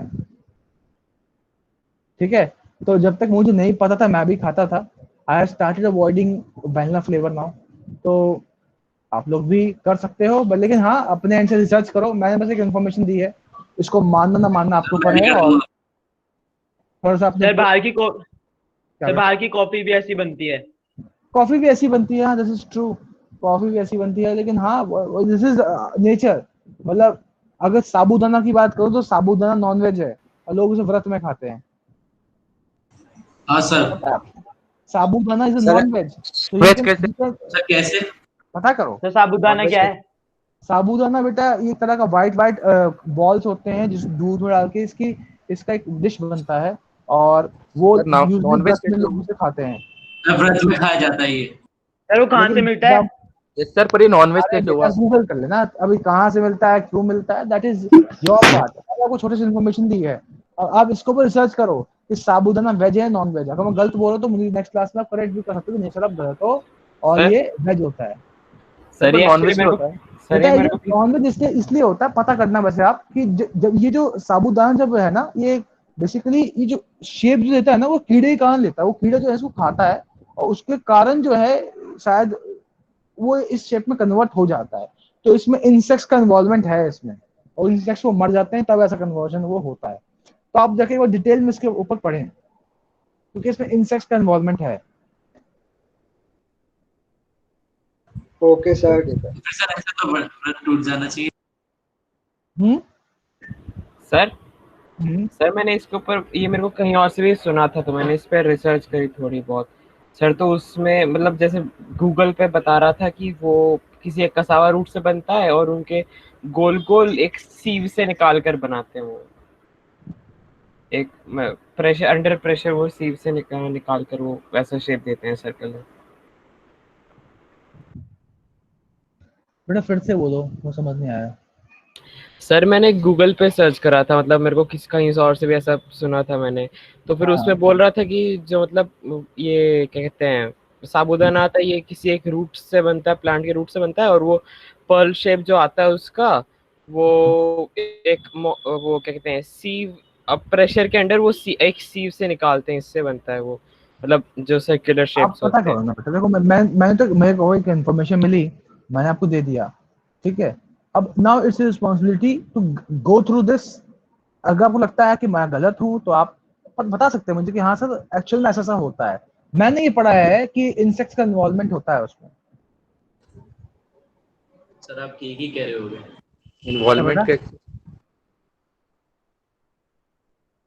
Leave it. Now metal react with dilute acid. अगली रिएक्शन हम पढ़ने वाले हैं, reaction of metal with acids. So metal reacts with dilute acids to give you metal salt plus metal salt लिख हाइड्रोजन देते हैं। सर metal salt कंसंट्रेटेड हुआ तो प्लस हाइड्रोजन। कोई फर्क मैंने पड़ेगा? मेंशन किया ना, स्पेशली मेंशन किया डायल्यूट, तो काहे परेशान हो, कॉन्सेंट्रेटेड अलग से बताऊंगा क्या होगा। Okay hydrogen. तो यू कैन सी हियर कि अगर मेटल की रिएक्शन डायल्यूट एसिड से कराओगे तो मेटल सॉल्ट बनेगा और हाइड्रोजन बनेगा।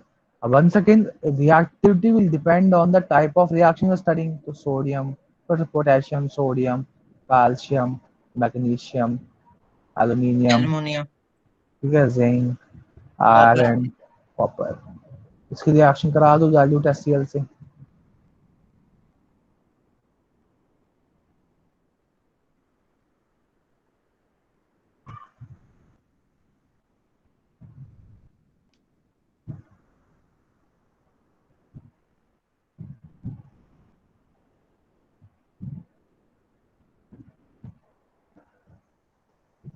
क्या बनेगा?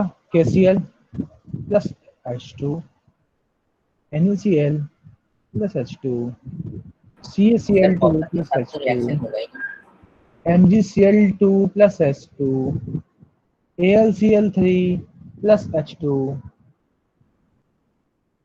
ZnCl2 plus H2, FeCl2 plus H2। No no reaction. Reaction. Sir no no reaction. Reaction. अब आप यही सब, ये सारी रिएक्शन है, देखो एक बार समझना पड़ेगा आपको कि down the group dilute acid के साथ रिएक्ट करने की जो टेंडेंसी है वो कम हो रही है, डिक्रीज हो रही है, रिएक्टिविटी डिक्रीज हो रही है रिएक्शन की। तो पोटेशियम सोडियम वाली रिएक्शन बहुत विगरसली हुई थी, कैल्शियम वाली थोड़ी कम, and down the group so on, reactivity of metal to react with dilute acid is decreasing, and when it comes to copper वाले केस में तो खत्म ही हो गई, रिएक्ट ही नहीं हुआ। अब आप यही रिएक्शन जो है डाइल्यूट H2SO4 के लिए लिखो फटाफट। आप सभी के पास 5 मिनट है, करिए फटाफट।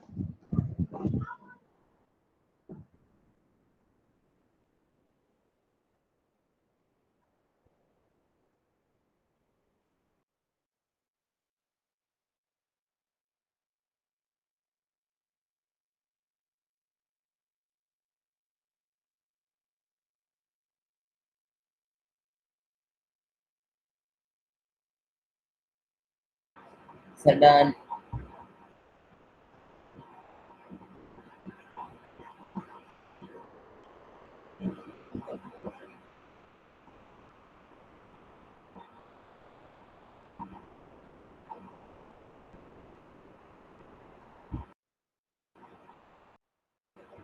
Sir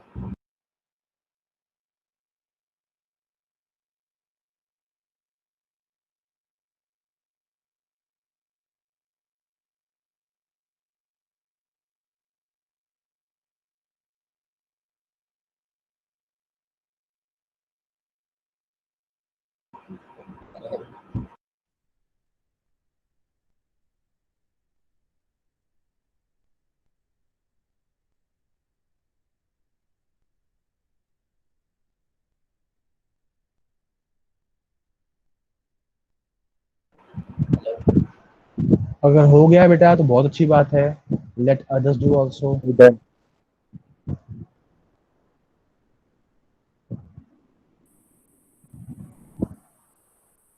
Done.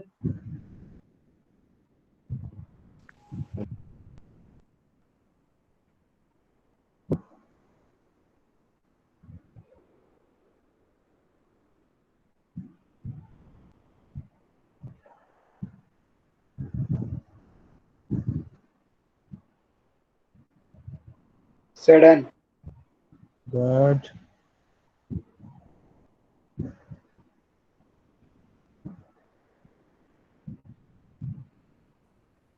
Sir done.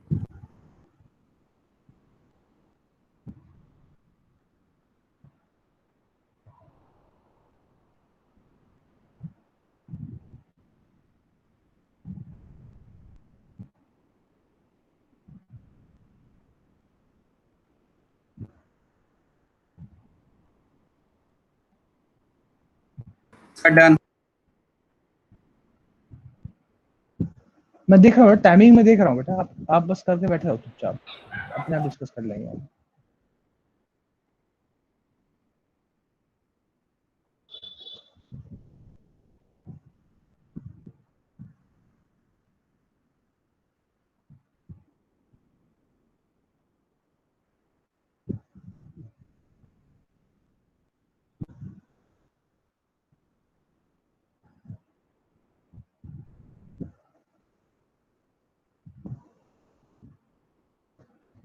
अभी का हो गया सर अगर हम यहाँ पे ये कॉपर में डाइल्यूट HCl की जगह कंसंट्रेटेड लेंगे तो फिर रिएक्शन हो सकती है?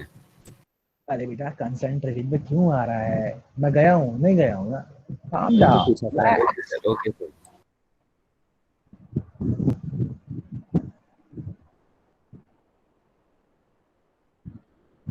देवेश आनंद has left the meeting. Okay बच्चे कहाँ भाग रहे हैं भाई?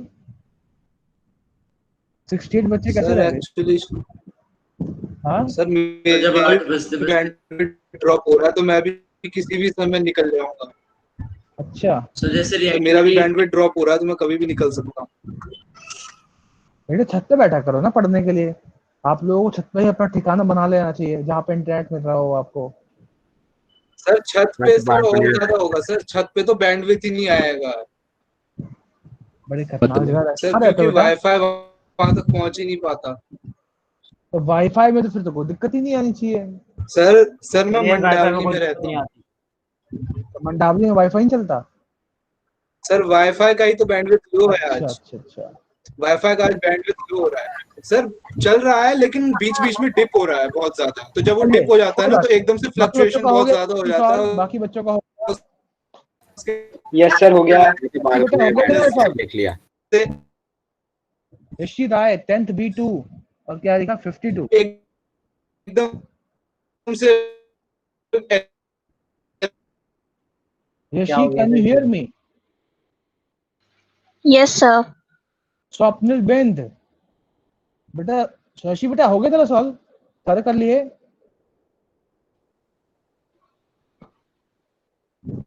आई haven't heard anything from you. हो गया बेटा, सारा हो गया, लिख लिया reaction? Yes sir. Good. Swapnil Bind, अच्छा ये इनएक्टिव है स्वप्निल बिंद।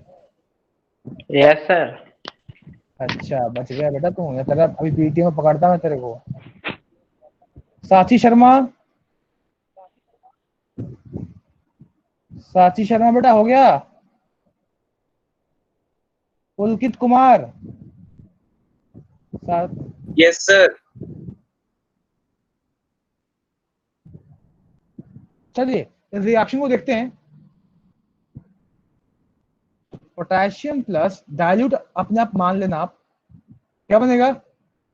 K2SO4 प्लस हाइड्रोजन, फिर hydrogen Na2SO4 then CaSO4 then MgSO4, then Al2SO4, Al2SO4 whole thrice, then ZnSO4, FeSO4, and then CuSO4.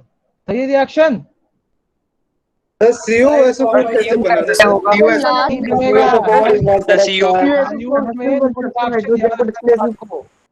Dilute acid में copper will not form anything, याद रहेगा सभी को। Concentrated में फॉर्म करेगा क्या? मैं आ रहा हूँ, कृपया करके आप ध्यान दें कि अभी हम कॉन्सेंट्रेटेड पे नहीं आए, अब आ गए हैं। ठीक है, देखो एक बात समझो कि जो मेटल डाइल्यूट एसिड रिएक्ट कर रहा था वो तो कॉन्सेंट्रेटेड से करेगा ही करेगा, वही एग्जिस्ट आएगा। करता है। लेकिन कॉन्सेंट्रेटेड एसिड की अगर मैं बात करूं तो एक बात जान लीजिए, जो कॉन्सेंट्रेटेड एसिड्स होते हैं ना, they are strong oxidising agent. ठीक है, तो यहाँ पे सिर्फ एक एसिड बेस रिएक्शन नहीं होने वाली, यहाँ पे रेडॉक्स रिएक्शन होने वाला है। तो अगर आप कॉपर की रिएक्शन कॉन्सेंट्रेटेड H2SO4 से कराएंगे तो मिलेगा कॉपर सल्फेट, क्योंकि यहाँ पे उसका ऑक्सीडेशन हो गया है, प्लस SO2 सल्फर रिडक्शन हो गया है एंड वाटर। समझ में आया? Yes sir. सर इसमें डाउट है सर। क्या क्या सर ऑक्सीडाइजिंग नहीं सर मैं सर क्या हुआ बेटा? सर HCl भी सर समझ नहीं आया सर, एक बार फिर से बताओ। एक सेकेंड, मैंने रिएक्शन से लिखी है ना, हाँ सर लिखी है। हाँ बोलो क्या डाउट है बेटा? सर एक बार फिर से बता दीजिए। बेटा मैंने ये बोला है कि जो कॉन्सेंट्रेटेड एसिड्स होते हैं ना, they are strong oxidising agent. तो ये किसी भी सब्सटेंस को ऑक्सीडाइज कर सकते हैं। कॉपर वैसे तो लेस रिएक्टिव हाइड्रोजन से, लेकिन यहाँ पे ये इसको डिस्प्लेस नहीं कर रहा है, ये इसको ऑक्सीडाइज कर दे रहा है। तो ऑक्सीडाइज भी +2 में आया और ये खुद क्या होगा, रिड्यूस होगा। रिड्यूस होकर इसने क्या बनाया, SO2 बनाया, हाइड्रो, और ये हाइड्रोजन रिलीज हुआ और साथ में सल्फेट आयन जो था उसका इसने कंबाइन करके कॉपर सल्फेट बना दिया। बचा हुआ हाइड्रोजन ऑक्सीजन कंबाइन करके वाटर दे रहा है आपको। मैं आपको ये कह रहा हूँ कि copper is reacting with concentrated H2SO4, but concentrated H2SO4 is acting as oxidizing agent and itself undergoing reduction, and during that reduction definitely hydrogen during that reduction sulfur will be undergoing decrease in oxidation state and copper will be undergoing the increase in oxidation state. This is what I'm saying. And definitely there is a formation of different ions, and correspondingly ion will get coordinates with the opposite ion. Sir इसे neutralisation बोल सकते हैं इस reaction. क्या हो बेटा? Sir अगर copper neutralisation reaction बोल सकते हैं। तो क्या हुआ बोलो? सर मैं पूछ रहा था कि कॉपर को कंसंट्रेटेड HCl के साथ रिएक्ट करेंगे तब क्या फॉर्म होगा? CuCl2 बनेगा मेरे हिसाब से। CuCl2? हाँ ओके। सर इस रिएक्शन को न्यूट्रलाइजेशन रिएक्शन बोल सकते हैं? नहीं, इसको रेडॉक्स रिएक्शन बोलिए। Okay sir. यहाँ पे देखो अच्छा सवाल क्या बनता है कि सर यहाँ तो H2 निकला जबकि तो हाइड्रोजन निकलता था, है ना? सर ऑक्सीडाइज हो गया। सर वो ऑक्सीडाइज हो जाता है, ऑक्सीडाइजिंग एजेंट होता है ना, इसलिए वो ऑक्सीडाइज करता है H2O को। सर सही बोला मैंने? बिल्कुल सही कह रहे हो। बाकी बच्चों का आंसर जानना चाहता हूं मैं। सर मुझे तो सुना ही नहीं दिया आपने क्या बोला। मैं कह रहा हूँ यहाँ पे जो रिएक्शन आप देख रहे हो वहां पे H2 की जगह H2O है, ऐसा क्यों? या फिर मैं अगर कॉन्सेंट्रेटेड HNO3 ले लूं तो क्या बनेगा करस्पॉन्डिंगली कॉपर नाइट्रेट, ये और ये बनेगा। H2 नहीं बन रहा है। कॉन्सेंट्रेटेड एसिड्स के केस में you are getting water instead of acids. Why? Ananya Pandey, can you hear me? बताओ बेटा. Yes, sir.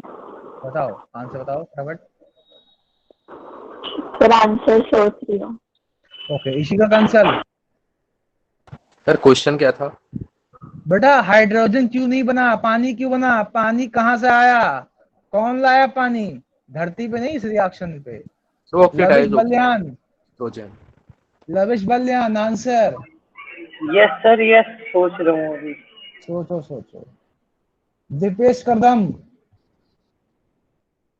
सर यही से आंसर करना है, लेकिन कि ये कॉन्सेंट्रेटेड एसिड है और ये ऑक्सीडाइज करता है. Deepesh can you hear me? Deepesh Kardam. ये पकड़ में आया बच्चा एक. चल बेटा तेरे से पीटीएम में मिलूंगा मैं. हाँ बोलो क्या कर रहे हो? सर यही आंसर होगा ना, लेकिन सही कि कॉन्सेंट्रेटेड एसिड है. Yes, you're right that concentrated acid are strong oxidizing agent. So it not only oxidizes this metal, it also oxidizes the hydrogen involved to water. And you know that addition of oxygen is also oxidation. यहाँ पे भी आप देख सकते हैं concentrated nitric acid के syllabus में है. तो क्वेश्चन आता है कि why when metal react with concentrated nitric acid, water is evolved instead of nitrogen, instead of hydrogen. So you will say that concentrated nitric acid is a very strong, very strong oxidizing agent. Not only strong, it is very strong oxidizing agent. Concentrated it will oxidize even that metal also which was not reacting in dilute acid.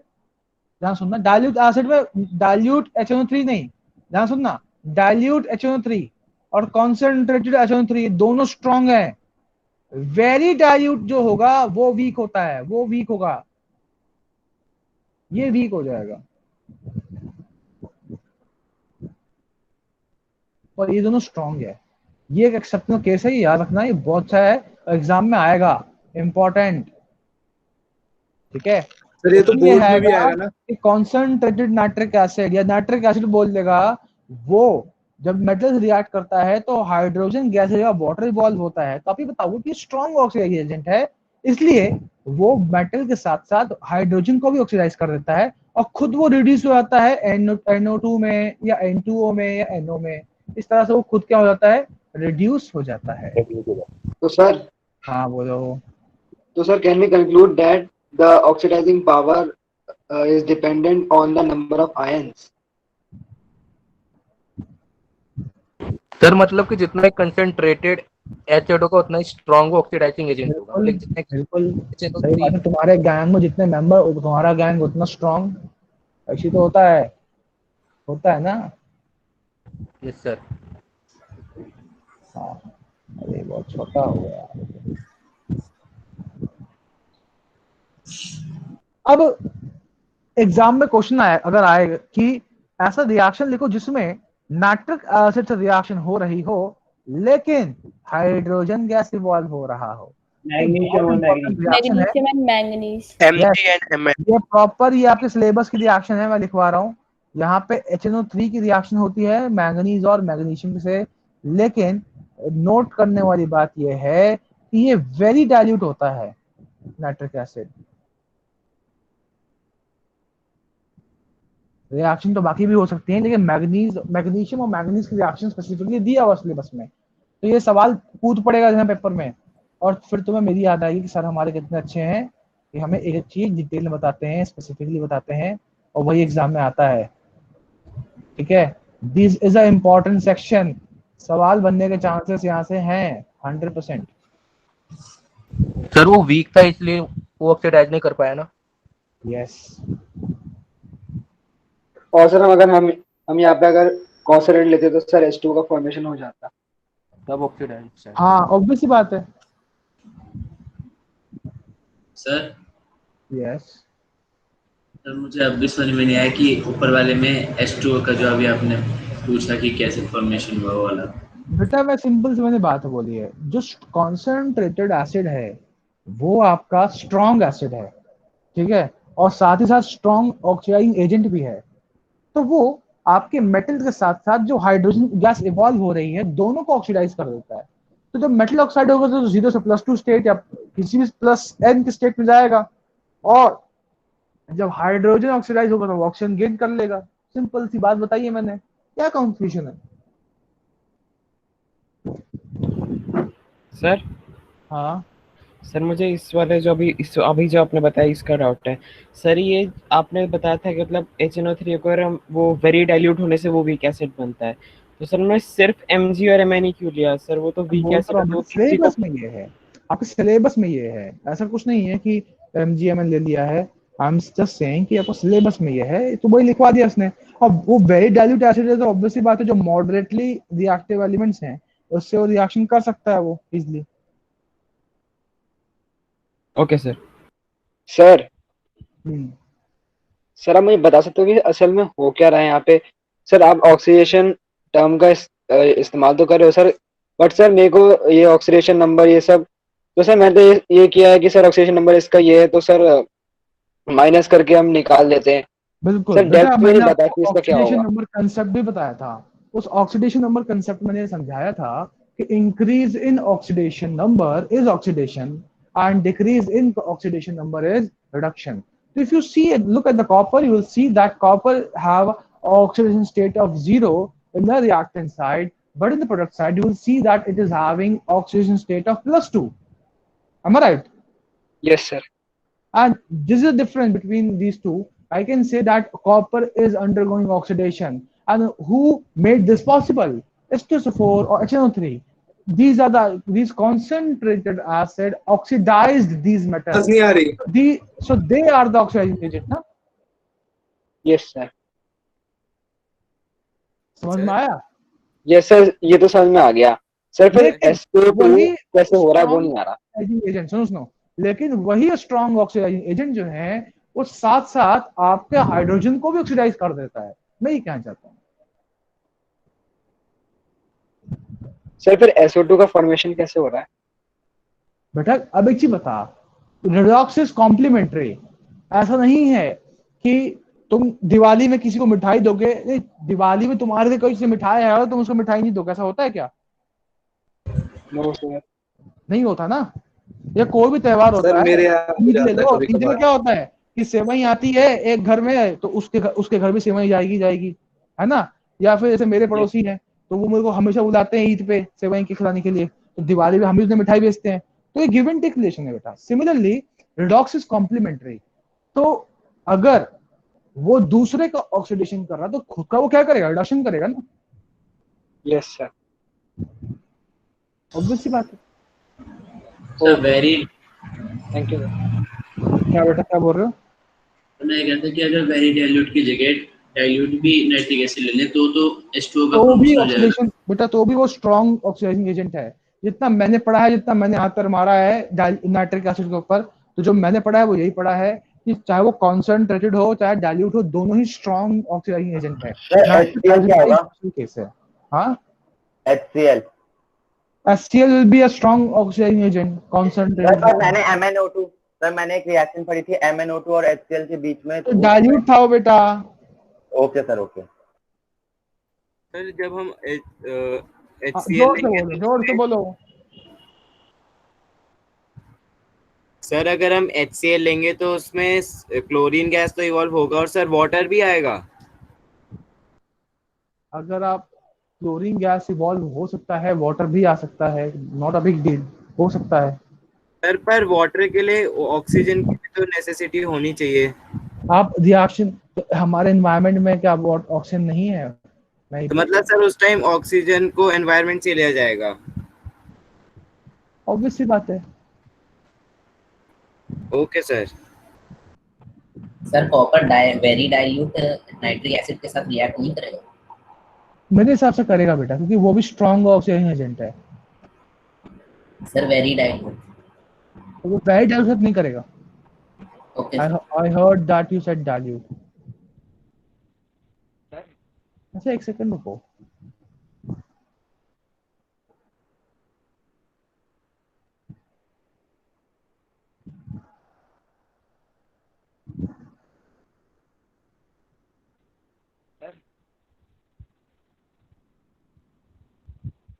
Hello sir. Sir आपकी आवाज नहीं आ रही। मैं बोल नहीं रहा हूँ क्योंकि डाउट है।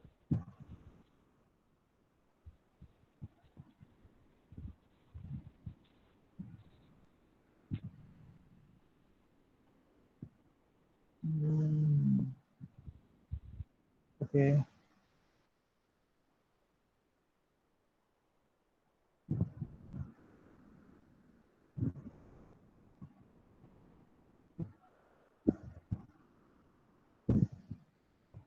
एक सेकंड बेटा।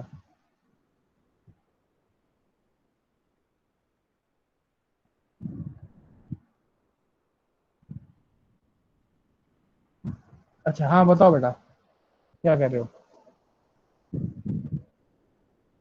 सर मैं कह रहा था जो आपने सर क्लास ओवर हो गई। हाँ अब तो मैं सिर्फ डाउट ले रहा हूँ बेटा आप लोगों के। Sir okay sir.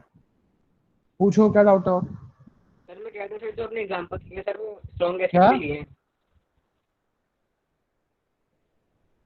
सर अगर वीक बेटा एसिड आवाज लेंगे क्लियर तो नहीं आ रही आपकी। वो कह रहा है सर जो आपने एसिड लिए हैं सर वो स्ट्रॉन्ग एसिड है।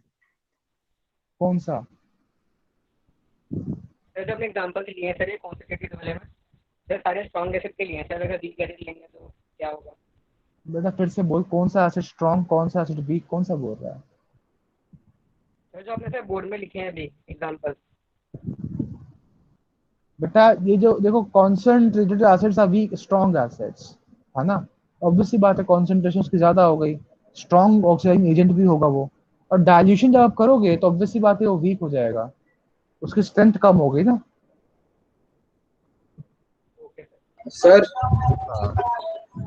सर मेरा अदर देन दिस टॉपिक एक डाउट है। पूछो।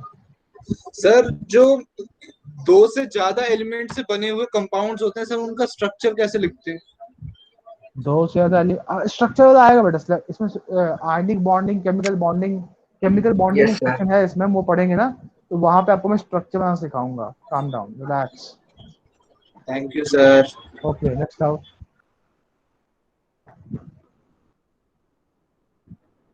और किसी को कोई डाउट नहीं है? चलिए दैट्स ग्रेट। सर हाँ सर वो मैं MgSO4 के बारे में पढ़ रहा था तो सर उसमें लिखा था कि अंडर हाँ स्टैंडर्ड बेटा कंडीशंस मैंने फॉर उसका टेम्परेचर मैंने एंड तो ऊपर प्रेशर। मैंने पढ़ा था, but I haven't found any good information on that also. मैंने ओरल रेसिप मिला मुझे, बट वो टेम्परेचर वेरिएशंस पे क्या उसमें स्मेल के चेंजेस आ रहे हैं नहीं आ रहे हैं वो उसका मुझे इन्फॉर्मेशन नहीं मिला। सर एक बार रीजन बता दीजिए कि ग्रेफाइट क्यों ज्यादा स्टेबल होता ओके है। सर। बेटा ये तो आपको होमवर्क दिया हुआ, मैंने ये होमवर्क दिया हुआ है आपको पता करना है। ग्रेफाइट और डायमंड, मैंने तो कमेंट किया ही नहीं इस पे सर कौन सा मैंने ज्यादा स्टेबल है। मैंने तो बोला है पता ऑनलाइन करो। मैं ऑनलाइन तो सर कह रहा मैंने हूँ सर लोकलाइज्ड मैंने पता इलेक्ट्रॉन। किया है। सर मैंने पता किया है थोड़ा बहुत। बताओ। बट मेरे को सर मैंने जितने सोर्सेज से पता किया मुझे ये पता चला है कि सर डायमंड ज्यादा स्टेबल होता है ग्रेफाइट से, जस्ट बिकॉज कि डायमंड का मैं जो कह रहा हूँ ग्रेफाइट टेट्राहेड। होता है, मैं कह रहा हूँ ग्रेफाइट होता है। सर मैं अपना तुम बताओ, पॉइंट तुम रीजन बताओ, रीजन क्या है? सर मैं अपना पॉइंट रख रहा हूँ बिकॉज सर जो डायमंड के जो एटम्स के आपस में जो डायमंड का जो स्ट्रक्चर है सर वो बहुत ज्यादा स्टिफ और बहुत ही ज्यादा हार्ड स्ट्रक्चर है, बिकॉज वो एक टेट्राहेड्रल स्ट्रक्चर है और इतना स्ट्रॉन्ग स्ट्रक्चर है कि सारे के सारे एटम्स हिलते नहीं है आपस में और एक दूसरे को बहुत बेटा स्ट्रांगली हेल्ड हार्डनेस करके की बात रखते हैं। नहीं हो रही है, ये तो उसके स्टेबिलिटी की बात हो रही स्ट्रेंथ है, के बारे में स्टेबिलिटी। होगा। मैं स्टेबिलिटी के बारे में बात कर रहा हूँ। सर कौन लेकिन सा Sir, हार्ड है? graphite is more stable than diamond at room temperature, but at very high temperature, diamond becomes more stable than graphite. Yes why sir ये भी सर वाई क्योंकि Why नहीं स्ट्रक्चर पता। उसका ज्यादा सर उसका स्ट्रक्चर ज्यादा स्टेबल होता है डायमंड का हाई कोई बात नहीं बेटा, टेम्परेचर पे, बिकॉज सर हाई टेम्परेचर पे जो थोड़ा है सा ना और उसका कम मारो ना, बॉन्ड क्या हो बहुत जाएगा ज्यादा सुनो। स्ट्रेंथ होता है नहीं बेटा थोड़ा सा अभी और आपको इसमें काम करने की जरूरत है। मैं आपको एक टर्म दे देता हूँ, दो टर्म बता सर देता हूँ, थर्मोडायनामिकली। थर्मोडायनेमिकली सुनो, थर्मोडायनेमिकली और काइनेटिकली, काइनेटिकली और थर्मोडायनेमिक, ये दो टर्म थोड़ा सा इस पर हाथ पर मार सकते हो क्या? यस सर बिल्कुल मार सकते हैं, मैं आपको कल तो व्हाट्सएप मारो। पे भेज। अगर आपको अगर ये टर्म समझ में आ गया तो फिर इसका आंसर बताऊंगा मैं आपको। हाँ बोलो सौम्या क्या कह रही हो? सर यही बोलने वाली थी कि आपने टर्म मेंशन नहीं करा था थर्मोडायनामिकली, सर मैं वही पूछने वाली थी। गुड सर सर आप थर्मोडायनेमिकली, काइनेटिकली नहीं सर, मैंने पढ़ा था सर इसके बारे में, लेकिन पूरा रिसर्च नहीं करा था सर। वहां पे एक सोर्स पे लिखा हुआ था कि the question should be that which one is more thermodynamically stable. Good sir ये बच्चे चले गए। हाँ बोलो। सर जो क्रिस्टलिन स्ट्रक्चर्स होते हैं वो ज्यादा स्ट्रांग होते हैं। क्या क्या क्या क्रिस्टलाइन स्ट्रक्चर? नहीं Yes, sir. ऐसा नहीं है, किसने बोल दिया? अमॉर्फस भी स्ट्रांग हो सकता है, बट वेरिएशन सर डिपेंड करता है पैकिंग कैसी है, समझ रहे हो? Okay sir.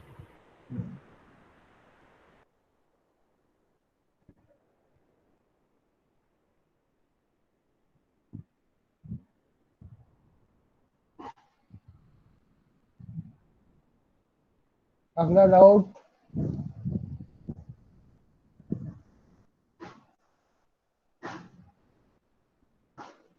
कोई डाउट नहीं है अब? चलिए good night to all of you. Good night sir. Good night sir. Good night sir. Good evening sir. Good evening sir. Good night sir. Good evening to all.